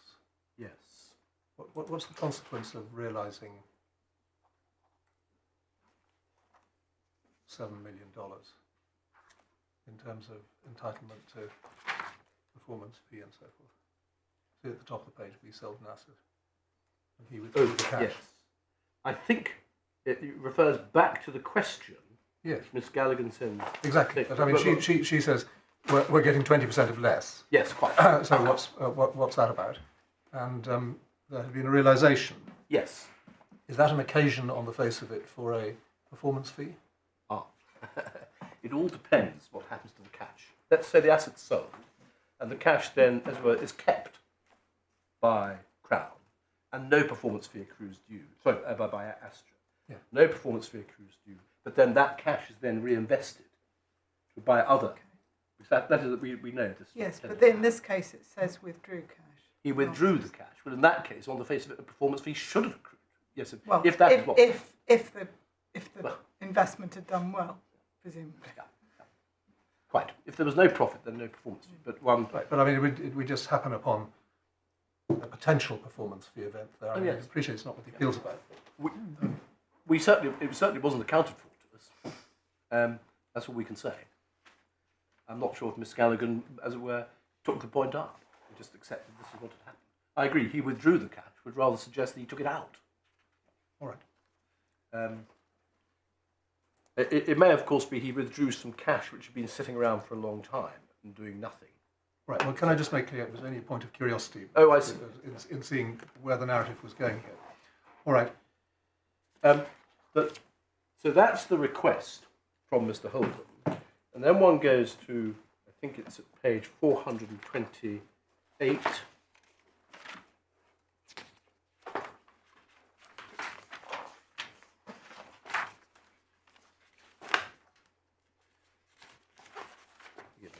think I've gone the wrong way.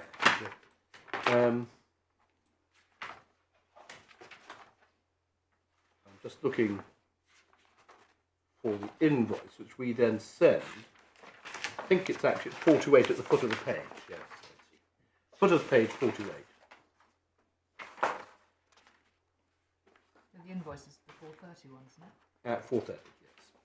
But the invoice itself is sent back to the address which Mr. Holden had sent the invoice from, the email address.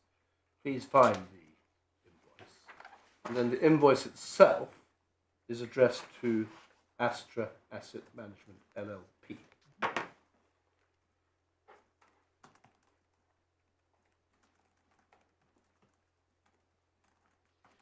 And the judge accepted that was an error and that it should have been, by mistake, he says, it should have been sent to, addressed to Astra UK. You may have made this point, right, but when referring to the footer to Mr. Holden's messages, he calls it Astra Asset Management, but then in the bump at the bottom of the footer, it refers to UK Limited. Yes. Well, certainly on the invoice itself, yes. Yes, but we don't need to go to the invoice because he's writing with on emails that have as part of the stuff at the bottom. Yeah. Astra Asset Management UK Yes. Limited. Yes. So that's definitely where he's writing from, and we replied to that address, but with an invoice that the judge accepted by mistake made out to LLP. Yes. I've made a note to myself on that page that Astra UK paid that invoice. And Astra UK paid it, yes. And we accepted payment from Astra UK. It got delayed, but it came through on the 25th of May. And that, eventually 25th of May. And what the judge held, not only did he hold that the addressee was in error, intended to be UK, accepted that, but also, and importantly, page 3, paragraph 394, if I can take you to that.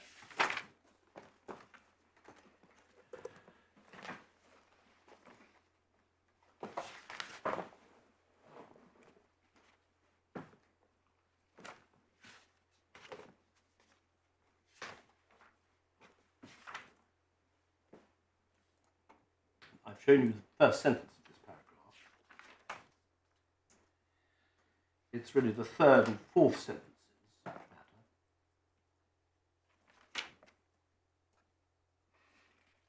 No objection from Musst, and then there was an administrative error to send the bill to LLP, but in context it was a clear mistake and understood as such. Had it not been, the invoice would have been accompanied by protest, but there was none. Further, the subsequent payment would not have been made at all until this point had been sorted. Since there was nothing to sort, the payment was made by Astra UK and accepted by Musst.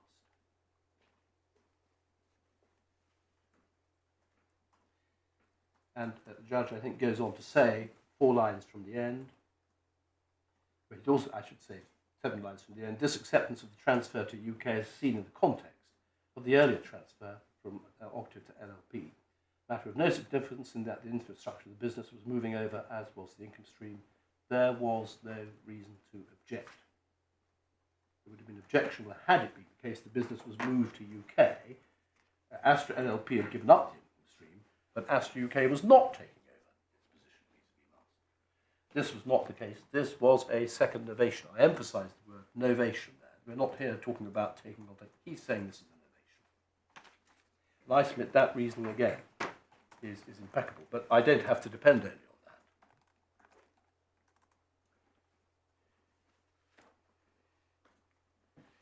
on that. My lord, my ladies, you then have at page 428 of the supplementary bundle Mr. Holdham's email of, I think, the 16th of May.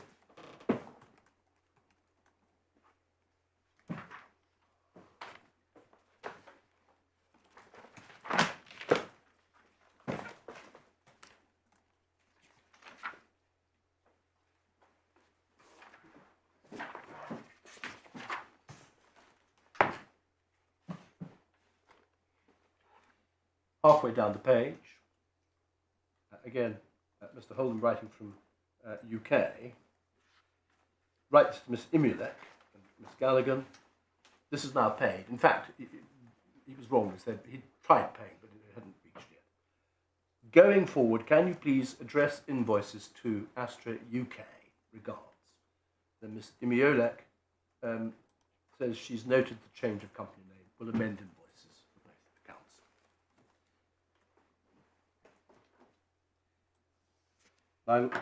My lord, my ladies, you then, after this exchange, in June, have what I say are the repeated acknowledgements of liability by Mr. Mather on behalf of Astra. And I would like, if I may, to take you to the supplementary bundle at page 438.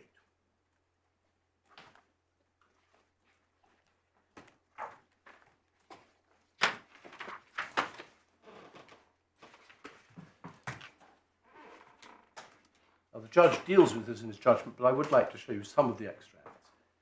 In this.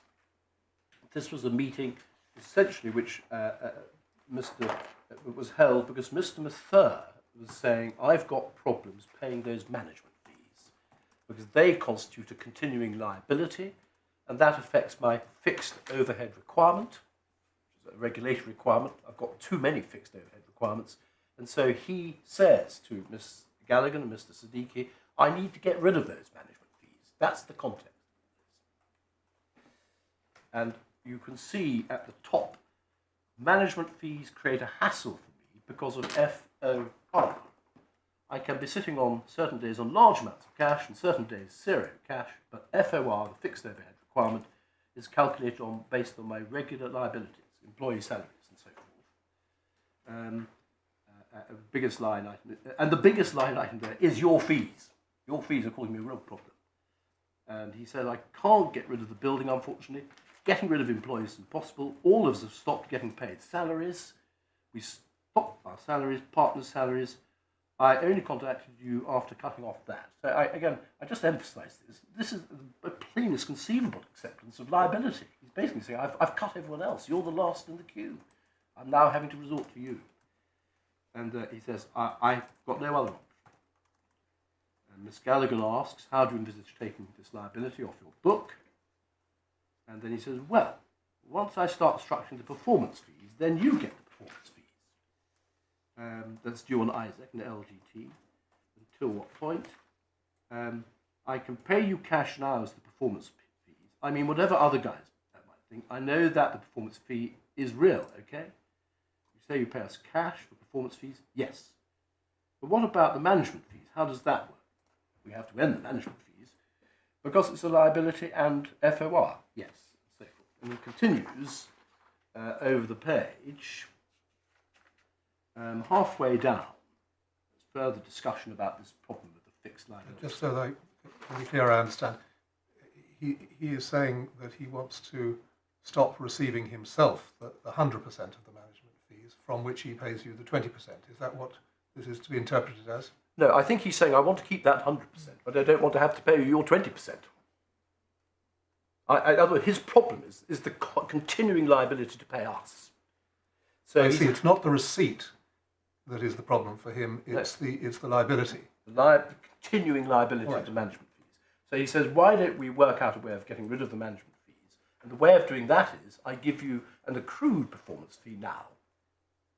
So I can get rid of you now, and I can get rid of the continuing liability now. So that would be a continuing liability both for management fees ongoing and also for ultimate performance fees? Well, or yes, just a management? potential liability for ultimate performance Right. fees. So what you interpret this is a proposal to buy you off. Yes. Yeah. You accept you have no more management fees, which are relatively small. I'll tell you what, although you're not yet entitled to your performance fees, I will give you an accrued performance fee now, based on what So the fund is. what could be attractive to you is getting a larger sum of money up front Absolutely. and then departing. Yes. You can get rid of it. That's what he's trying to persuade us to do. That's the deal he's trying to sell. And halfway down the page, Ms. Gallagher puts the point. So, how do you take that management fee liability off your books to your auditors and whatever? Mr. Mather replies, by terminating the contract, by triggering the performance fee contract. Okay, he says performance fee, even though I trigger, is still a risky asset. Neither the auditors nor regulators can classify that as a fee. You can't terminate that. I'm guessing until the investors agree to trigger the process. I can terminate it. You can? I can. And he asks, you can terminate our contract? I can terminate your contract, but that will only be if you agree to it. Otherwise, I won't terminate it. And then she goes on to say, can't you lend us money against management fees? But that, my submission is fatal to any sensible case that can be presented. Here is a clear, I can terminate your contract, but only if you agree to it. This is Astra UK now, saying we're liable. And then over the page, Mr. Siddiqui, about a quarter of the way down, explains, we are a recurring monthly cost. Anish needs to get rid of that for his fixed overhead requirements. So he has headroom. Cash he has, and he can get cash, right? So what I think, please correct me, Anish is suggesting to crystallise the performance fees, right? And therein, once he does that, get rid of his management fee headache. Mr. Mather, yes, that's what I was suggesting. Ms. Gallagher, in that order, you crystallise the performance fee and then get rid of the management fees. Correct. The management fee will stay, and then until you start getting the performance fees, and so forth. We will keep getting the management fee until the performance fees are crystallised. Mr. Mather, no. Basically, I'm going to give you your upfront performance fee and no management fee.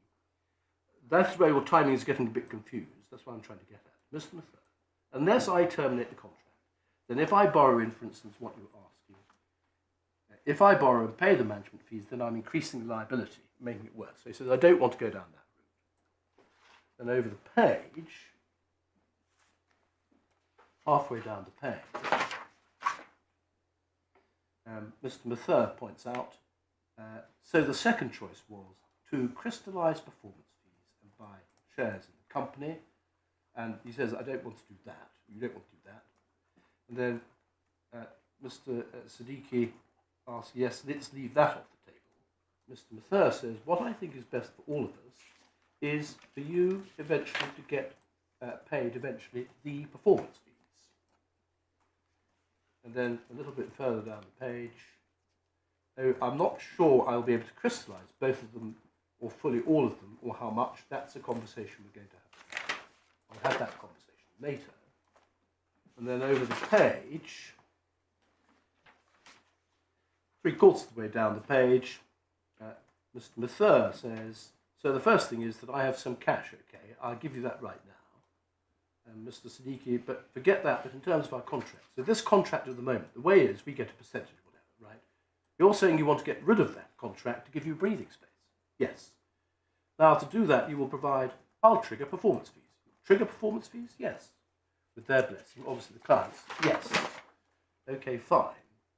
And then he carries on over the page. I'll make the first payments to you. Even though you only get 20% of it, I'll make most payments of it to you first. I'm only doing it for FOR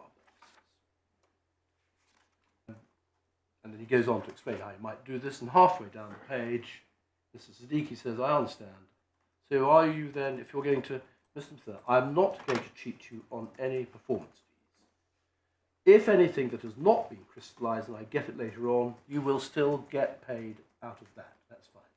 You know me, Dada, and I wouldn't sponge off anything. And then he carries on, I'll upfront you performance fees. Yes, a lump sum. And any performance fees you've got on assets you raised, even if it comes in 5 years' time, you will still get it whenever I get it. I think that's a very fair thing. Then he goes on to say, over the page, I'll give you a chunk, effectively, a chunk now. So give us a chunk, as and when I get it, yes, of course.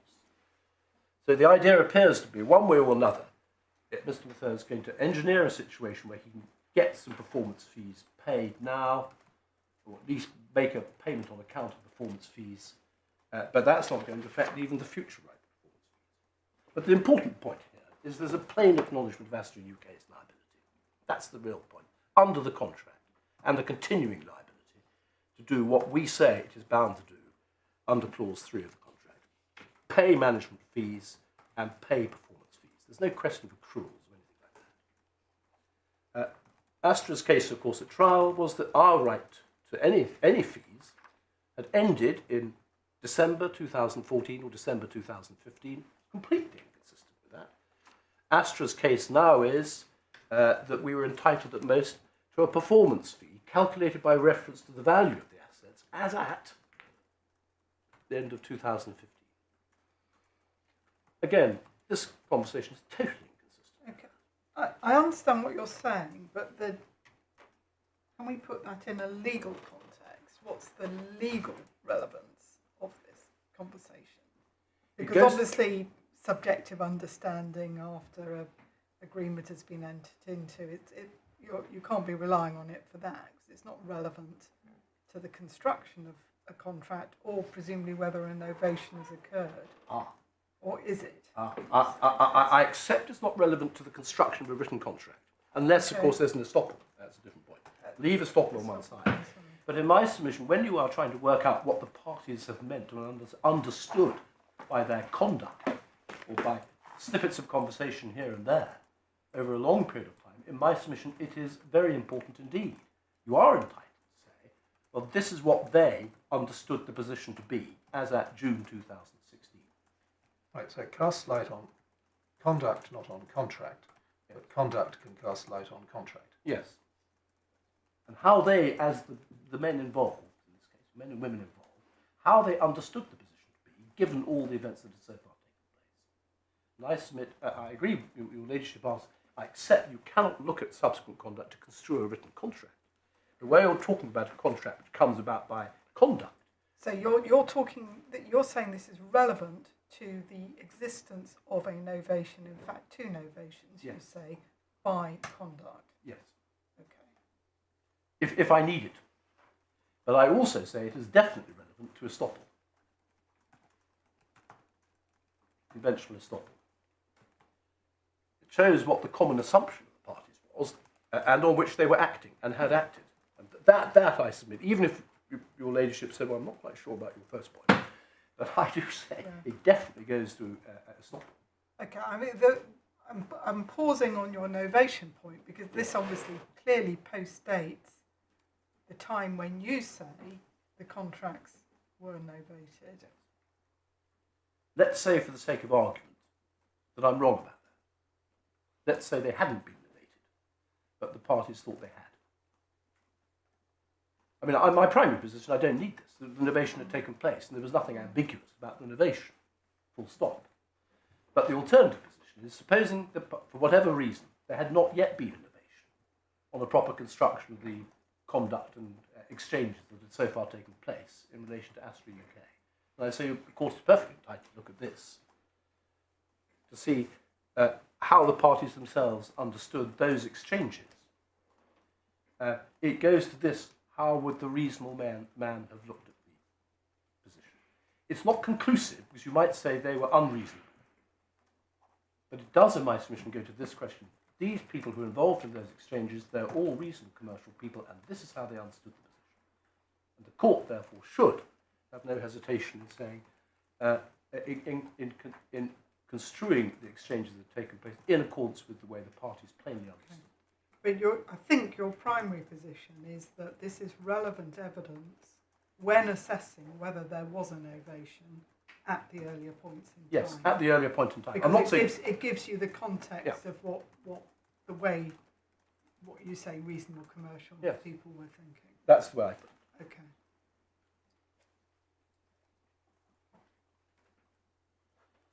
But the matter goes a little further because we can see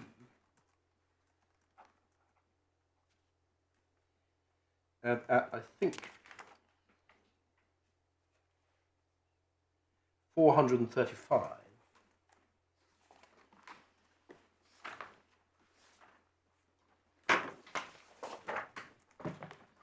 I think you may have been shown this by Mr. Baldwin. This is actually after a slightly earlier meeting where Mr. Mather, after that meeting, Mr. Mather asked Mr. Holdham to work out what the performance fees are. I think the actual chain starts at 434, but Mr. Holdham emails himself the calculated performance fee and a deal for final settlement. Then you have 435, and you can see he's worked out the accrued performance fees.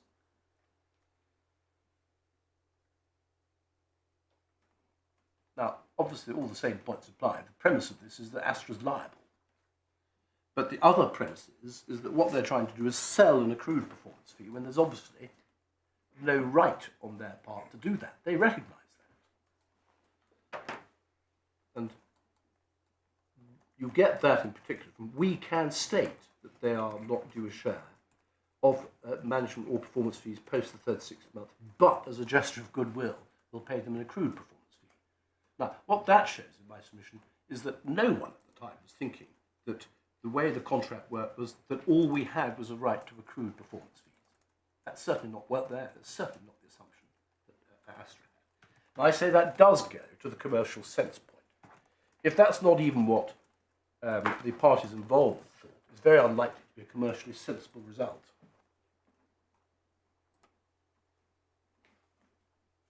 And again, at page 445, you get slightly increased. There's another calculation which Mr. Holdham carried out after the meeting I've taken you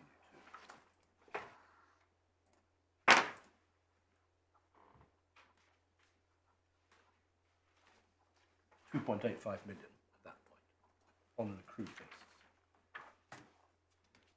Now, after this, on the 28th of July, we send invoices to Astra UK, and that's at 446. Same bundle.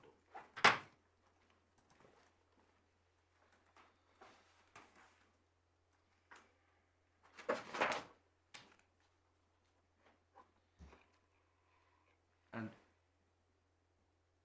you'll see how it's put. Dear Mark, I write in relation to our contract dated 18th of April 2015 under clause 3, you're obliged to pay management fees and so on. And I respectfully submit that even if Astra UK's offer to novate, or Astra LLP's and Astra UK's offer to novate to Astra UK from LLP had not yet been accepted, this was plainly an acceptance of that offer. Because here we are, in terms, addressing Astra UK,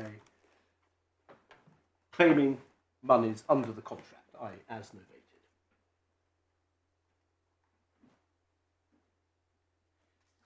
And I want to draw attention in particular to paragraph 395 of the judge's judgment.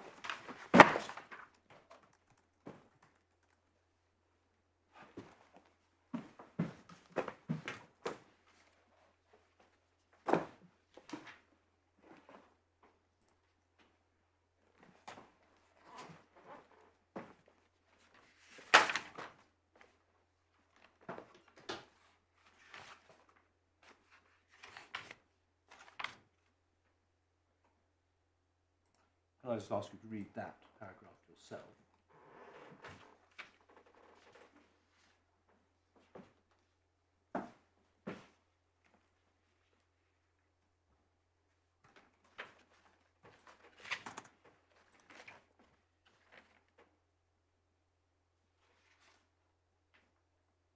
Now, in my submission, it's important to note that there is no, as I understand the appeal, there is no challenge to the judge's finding in this paragraph that despite concern that Astra might not honour its obligations, that did not bring to an end the ability of Musst to commit. This finding is not appealed against. I don't read Mr Boardman's submission at any point saying the judge wrongly held that the offer was still extant.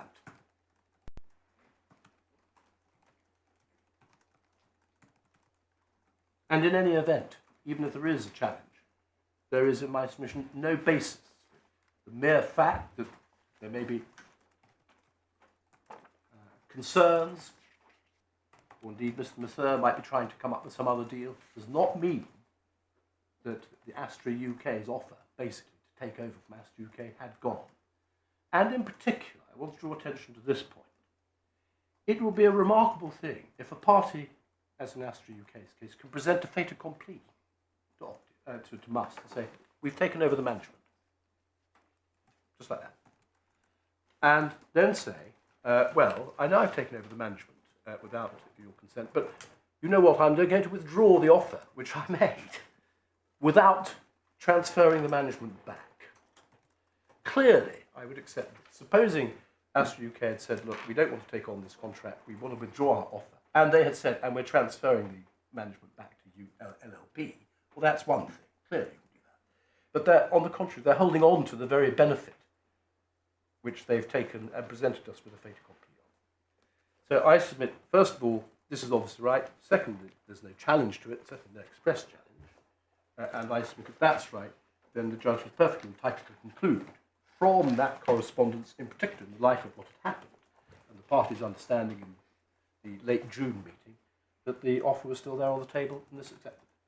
Can I just clarify, at the start of 395, the judge refers to the first way of putting the case. Yes. I think that refers back to the, if there wasn't a novation at the time of the April or May, I think it was, exchanges. Is that correct? That's right. Okay. That's what he's saying. This is the alternative basis. Yeah.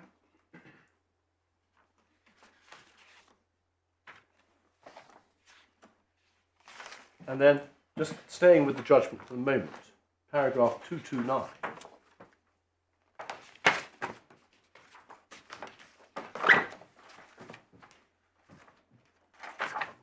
Page? Page 153. Yep.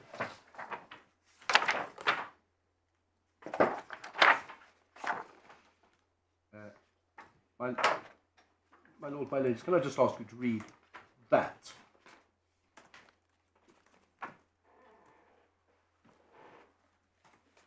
This is when the judge is talking about the without prejudice question, but what he says here does matter.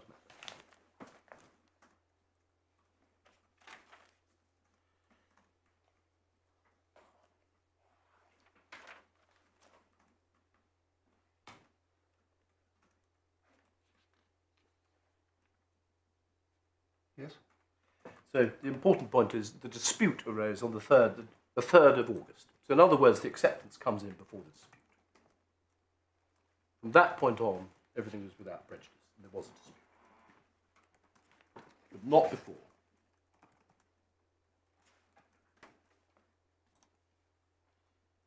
So my submission on Astra UK is this.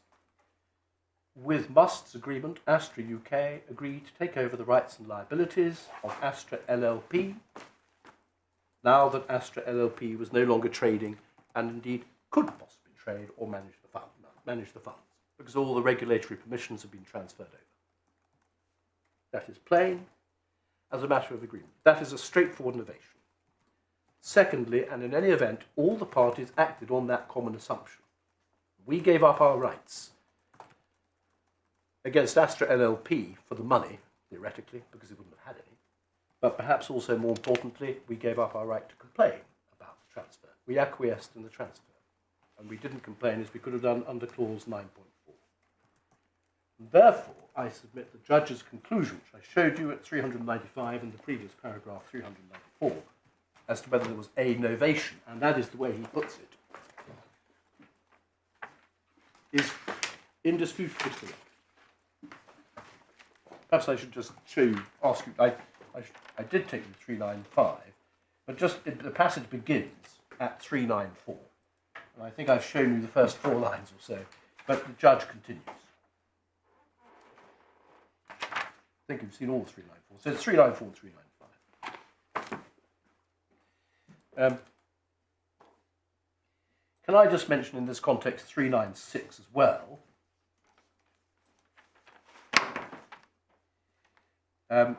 It picks up a point which I say is irrelevant, but the judge says there's no reason why the novated contract wasn't subject to the equitable claims which must had as against octave for rectification and a conventional estoppel if the octave contract was ambiguous. But, my lord, this is in the context of this case, this is a mere appendix, which the judge found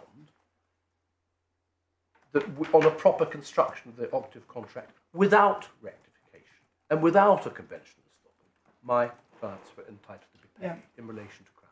So what I understand in relation to 396 is it's getting at the arguments that there weren't, for example, introductions by Musst and so on. Yes. Conclusions that, as I understand it, aren't appealed. Yes.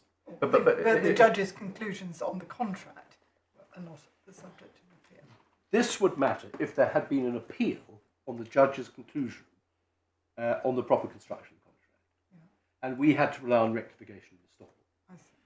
That covers that, as it closes off that avenue. But in the context of this case, the judge's finding at 396, which my learned friend complains about, is irrelevant. We don't need 396. We would need 396 only if we were now seeking to rely on rectification of the original octave contract and conventional estoppel in relation to the original contract. But we're not. We don't need to.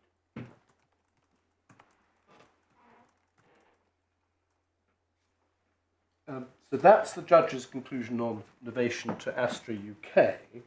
And then he does also add, at paragraph 401,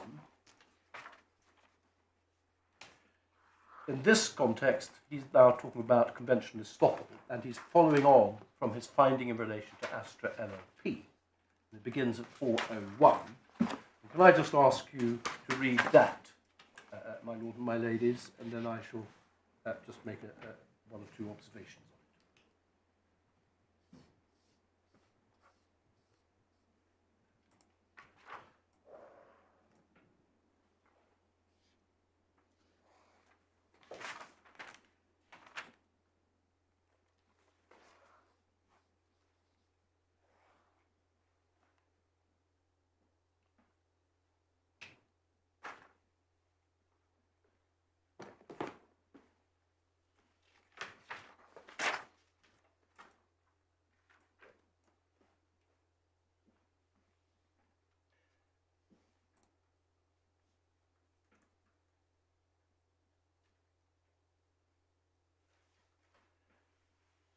Yes. Now, in my submission again, that's impeccable. We have given up rights against Astra LLP and given up rights indeed to complain. The judge doesn't mention in this paragraph the fact that we've waived any rights under 9.4. I submit them plainly entitled. One can add to that particular point. I just want to now deal with some of Astra's submissions. My lady, there are quite a lot of independent points Astra takes in its skeleton argument. I don't propose to run through them laboriously. You've seen our answers to each of them. I just want to deal with the bigger points, if I may. I'm going to deal first with what Astra calls its first principal point in paragraph 20 of its skeleton.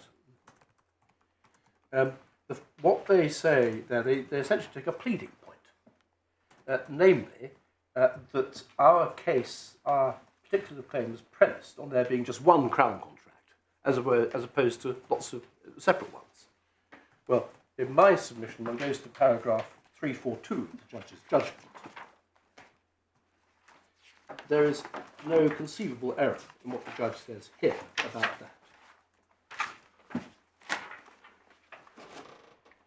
342 to 344.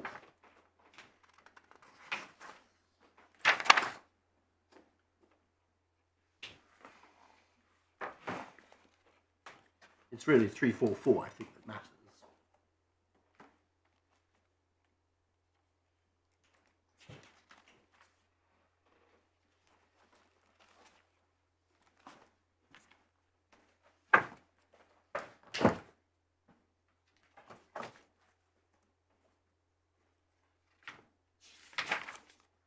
In other words, what happened is we because we didn't know better, thought there was just one Crown contract.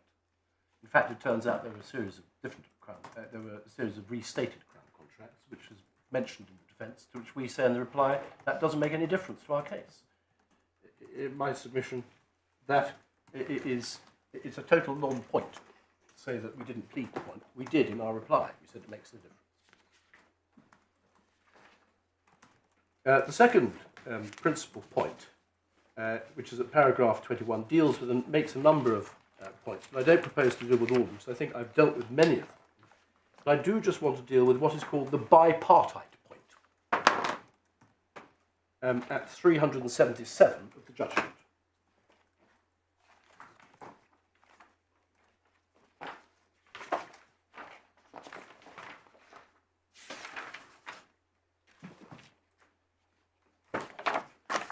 It's right to say this was not a wholesale novation of the octave contract and it didn't go back to the inception. Alternative ways in which the case is put, that is, say, taking over octave's rights and liabilities or taking on its rights and liabilities in addition to octave, are said to be inconsistent with certainty requirement required for novation. That point doesn't undermine Must's case. It suffices for either case to be correct, provided that it is one case or the other. I think here the judge is actually talking about the Astra LLP. Likewise, I think at 385 to 386, you will see similar language, I think, again, in relation to Astra, well, particularly in relation to Astra LLP.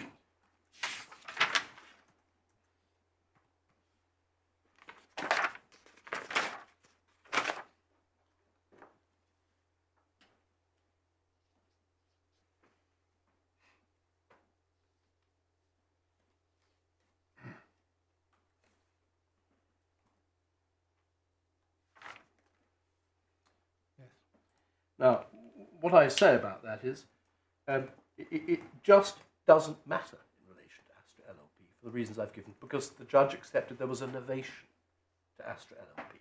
That is to say, the parties acted on the conventional basis that there was an agreement by which Octave dropped out, Astra LLP took on in place of Octave's obligations, and there was therefore a new contract. Parties acted on that. My learned friend also says that wasn't within the pleading. My lord, my lady, I submit that's simply wrong. I think it's at, I may just go to the pleading, at page 303 of the core bundle.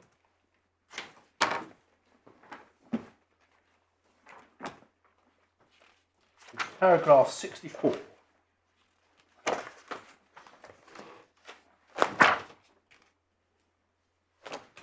Sorry, 307. 307. You can see how we put the point. This is in relation to Astra LLP. See how we put it? I just asked you to read 64 to yourselves.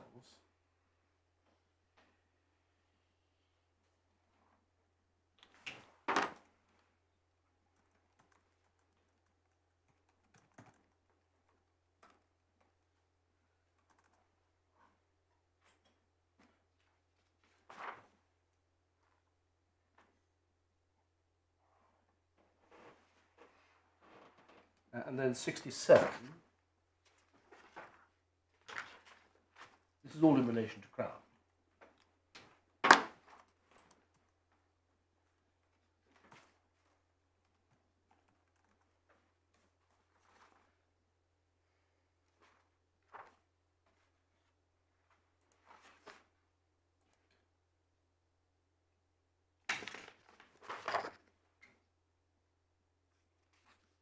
My lord, my ladies, I accept in 67 it doesn't actually go on to say, it doesn't pick up the point about in 64 about taking on. But in my submission, none of this matters.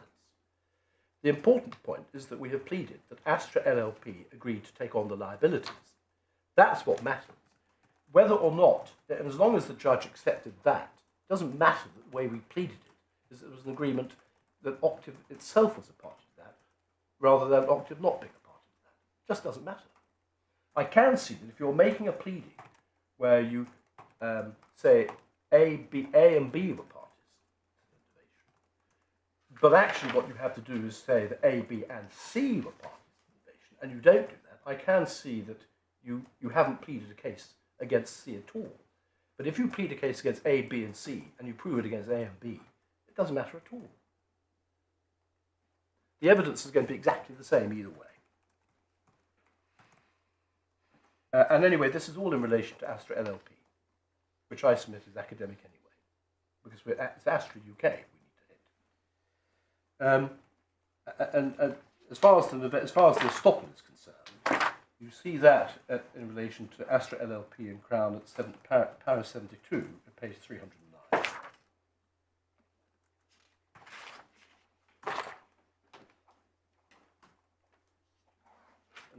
As against 2B, you see at page 310, paragraph 78, a similar plea about the effect of the offer in relation to 2B, a takeover or take on. And then paragraph 80, you see the same point. Paragraph 80, we say there was an acceptance. That. And then paragraph 83, the estoppel. So I submit there's absolutely nothing in this point. As to Astra UK, paragraph 98, page 314, we set out, in fact it begins at 313, paragraph 93, with Mr Murray's email of 20th of April 2016, but we then conclude at paragraph 98, having set out all the correspondence, we set out what the effect of that was.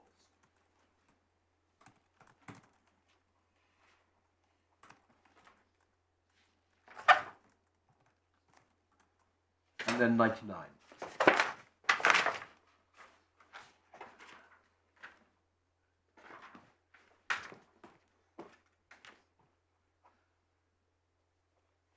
I submit there's simply nothing wrong with that at all. It's a perfectly clear pleading, and the judge found substantially in line with that pleading. And I should just say in relation to the Astra UK point, that as far as the pleading in the defence goes, there was no plea that the offer had been withdrawn. Can I just pause on 99, 100 and 101? Yes. I've got that Astra, the makings of your novation argument in relation to Astra UK. Yes. I think there was a point raised yesterday that the estoppel argument in relation to Astra UK didn't get properly pleaded here. Can you just, are you coming on to that? I am. It's not pleaded in a particular claim. It comes in later. In the reply. So you accept that it's not? Oh, I got a bit stuck on paragraph 100, but I think that's something different, isn't it? That's absolutely right. Mm-hmm. I'll come to that later. It is in the reply. Mm-hmm.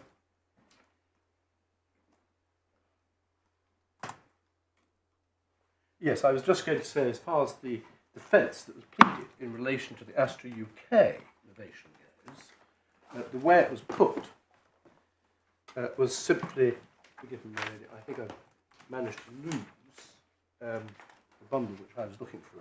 I think it's the defence is in the first supplementary bundle, I believe. Oh no, forgive me, I've got the wrong records. I think it's in the core bundle. Yes, the second part of the core bundle.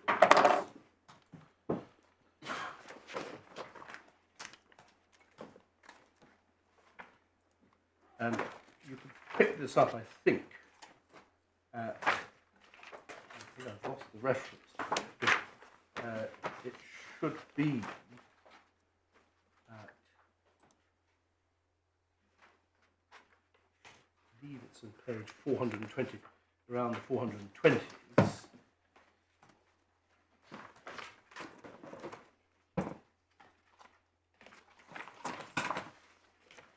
At page 423, paragraph 170,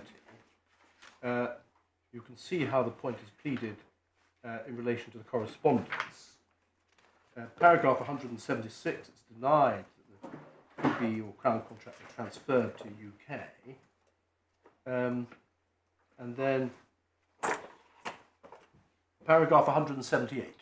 This deals with the relevant paragraphs that you were looking at a moment ago. Paragraphs 98 to 101. It's admitted and averred that Astra UK hadn't sent the claimant since 10th of May the invoices which it had been sending to 2B and Crown.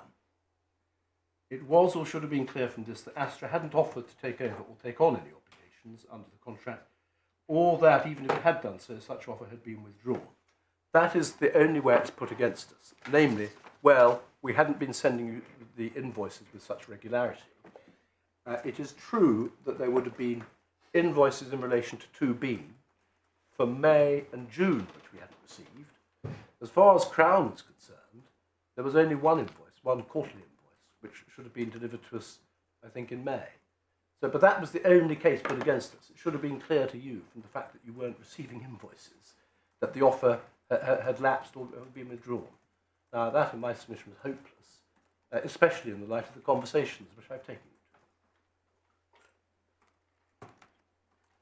But there wasn't any plea that, as it were, the offer was withdrawn by any particular correspondence.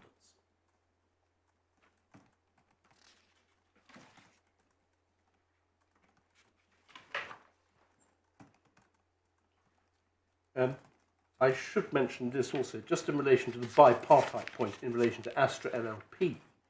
That was a point. We did actually expressly open the case on that basis.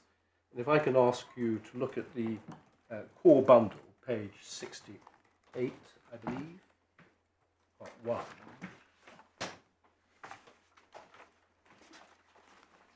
This is an extract attached to our skeleton from our opening submission.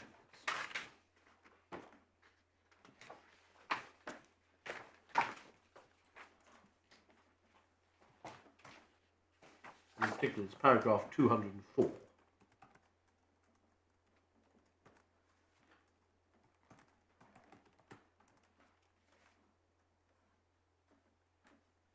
We'll note the last line.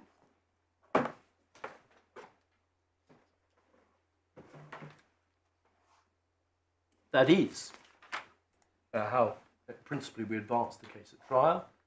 In relation to Astra LLP, there was absolutely no objection to it. And I might add, there was no objection to the judge's finding on the bipartite. Well, he equivocates on the bipartite, tripartite point in relation to Astra LLP. There was no suggestion in his judgment that he'd gone impermissibly outside the pleadings or outside the case which Astra had come to meet. So I submit that for that further reason, it's a non-point.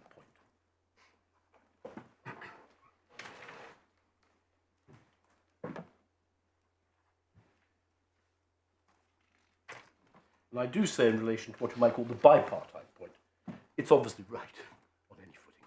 You don't need to go any further. Another point that's taken by my learned friend is that the only case we really pleaded was a plea of a novation by express agreement. I've shown you correspondence. I think that's, with respect, as wrong.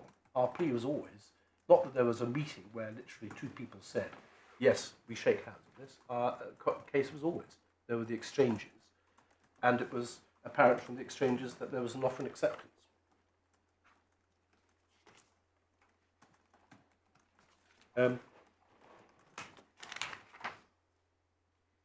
My learned friend says that it matters that the communications in relation to the novation to Astra LLP didn't expressly mention the operative contract. In my submission, there's no requirement in law for it to do so, if it's apparent that that's what the parties are talking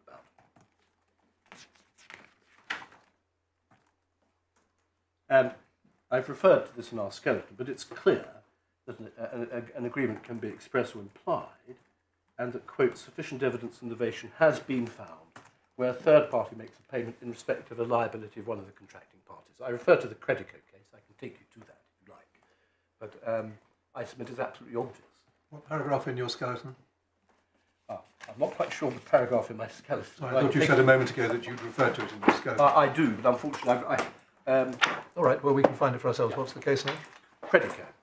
The relevant, and it's in the list of bundle of authorities, paragraphs 215 to 216. All right, paragraph 30, you, I think, make it page 52 in the core bundle. Yes. that what you're referring to? Very likely. Yes.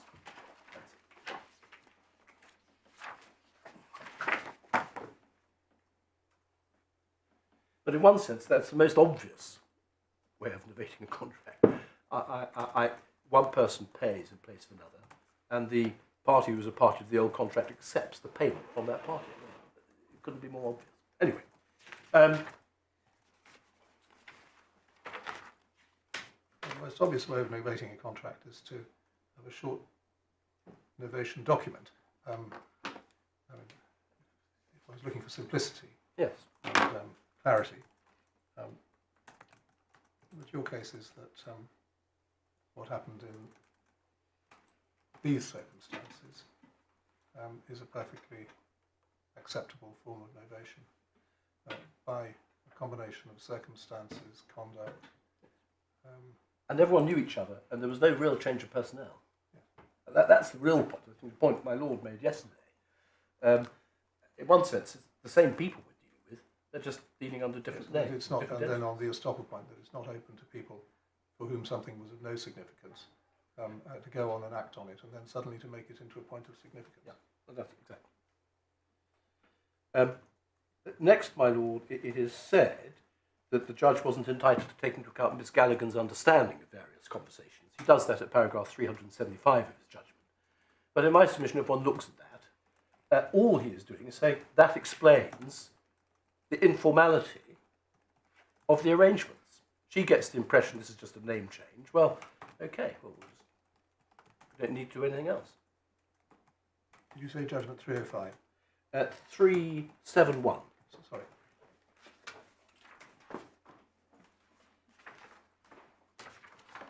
Well, there are quite a few other points made. I think I've more or less covered them anyway, so I don't propose to go back. My lord, the next principal point Astra takes is in paragraph 25, and that's about consideration. And I think I've already answered that, and I don't think I need to take it any further. There is obviously consideration moving from must. A, the forgiveness of clause 9.4, yes. And B, and so on. The next point, I think I've very nearly finished novation, that's taken is the point about clause 16 and clause 17 of the contract. And I'll need to turn up this, if I may, near the end of the first core bundle.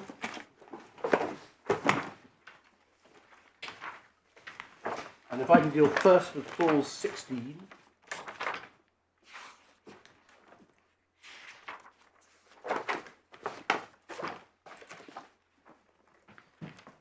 And you'll see no variation of this agreement, page 358.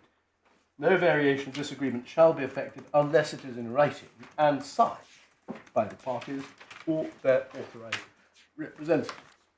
Now, in my submission, the judge said, well, we're not dealing with a variation here, we're dealing with a novation.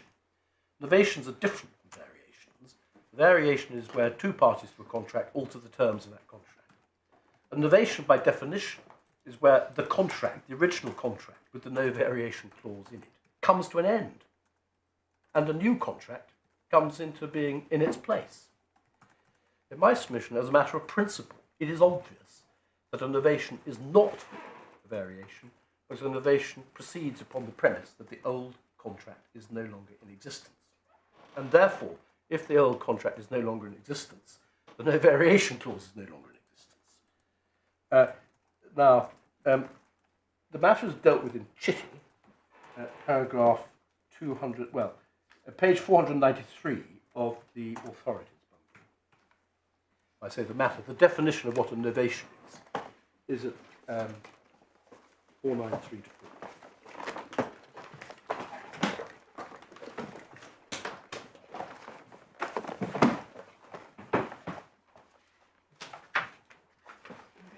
Pages on the electronic version are slightly different, so it may be easiest if you give us the Chitty paragraph number. 22089.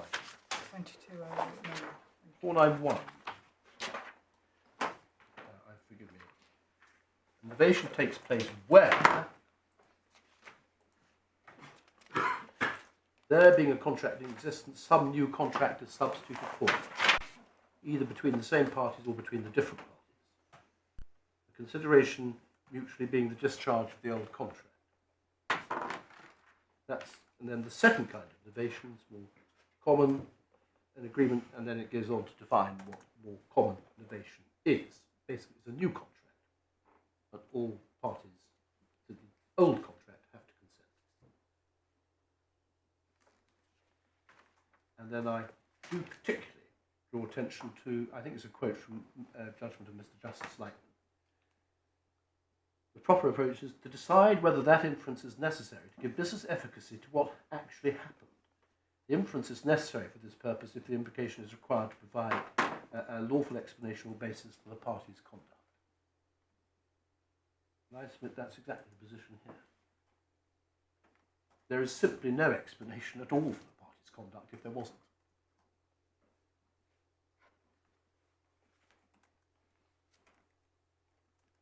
And then an example is given from that same case of Mr Justice Freedman. We do have this in the authorities bundle if you want to look at it. This is Evans, is it? Evans, yes. Yes.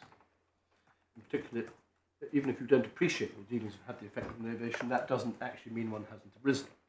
Then 2290, the authors go on to say a lot of these cases arise in the context of companies and partnerships, where essentially businesses have moved over from one to the other. And then everyone acts on the basis, well, who cares?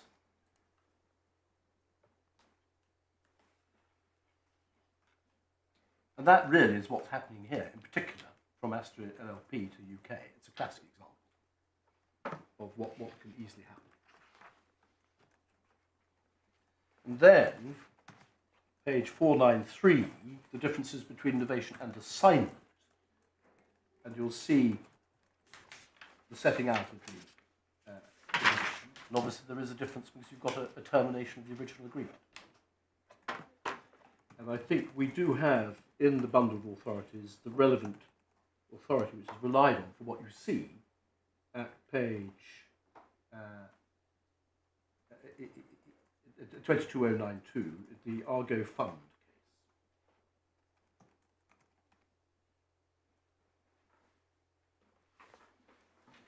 case. And over the page, draw attention to this difference between novation and variation, where parties agree to alter an existing contract by bringing in a third party. So A and B agree to bring in C. The effect of their agreement may be merely to vary the contract rather than novate it. Thus, where landlord and tenant agreed to the tenant's son becoming a joint tenant of his father, it was held that there had not been novation. Well, you can understand that. Son joins in the tenancy. Well, that's not really novation. It's a properly speaking, you can call that a variation. The original tenancy continued in existence, having merely been varied. It was emphasised that the documents affecting the addition of the son expressed no intention to surrender the original tenancy. Well, one can understand that as an example, but we're in completely different territory here. I say there was a plain discharge. Sorry, you've turned where the following paragraph deals with novation of part of the contract. Yeah. Oh, yes. And I am conscious that you say that there's a sort of novation in two stages because in relation to LLP, exactly. Because of the Crown and 2B accounts. Yes, because they were transferred at different times, and we were notified of the transfer at different times. Indeed, after the first payment in relation to the Crown account to Astra LLP and by Astra LLP to us, there was actually another invoice from Octave in relation to 2B. So in other words, it looks as if the transfer, for whatever reason we don't know, the transfer of the transfer from Octave LLP to of the 2B contract to Astra LLP took place, seems only in, I think, about December. Well, we've got the documents in the bundle. You may not have known at the time. But for whatever reason, I accept that they took place at different times, and that's always been our pleaded case. Yes. But that, I submit, makes no difference ultimately to the net position, in particular in relation to Astra UK. But I agree, there can be a novation, so to speak, in relation to one client or another client. I mean, theoretically, Octave might have had 5 clients and novated the management of 2 clients to Astra LLP, but kept the management for 3 clients themselves. And in those circumstances, I'd be entitled to say there's been a transfer and a novation in relation to the 2 clients, but not in relation to the 3 clients. And the authorities say that can be done. I think in the extract you were referring to, my lady. All right. Now, where have we got to, Mr. Knox? Sorry, Where have we got to? very near the end of novation. I do want to go to the one authority, a House of Lords authority, and then I think I'm pretty well done. Then I'm going to go to the construction point. But I'm happy to rise now and deal with the rest of the novation. How long is your last point on ground one? There's a neatness to finishing it, if we can. It may be 10 minutes. All right, we'll do it afterwards. How long, Mr. Boardman, are you expecting in reply? Well, there are quite a number of points that my friend has made, which if there's time, I would like to deal with. Yes, well, I only wanted a number at this point. Probably, I can see that my friend's got to be given his opportunity, and there won't be necessarily. Yes, how long? At the moment, or about half an hour, something like that. Half an hour, 45 minutes, something of that sort. Something of that sort. Right, will that happen? Yes, I'll fit it in. Yes. Question expecting the answer yes. I know it's always better if one does, but even so. All right, we'll start at 2 o'clock, on the basis that you'll be finished by sometime between 3:15 and 3:30. Thank you.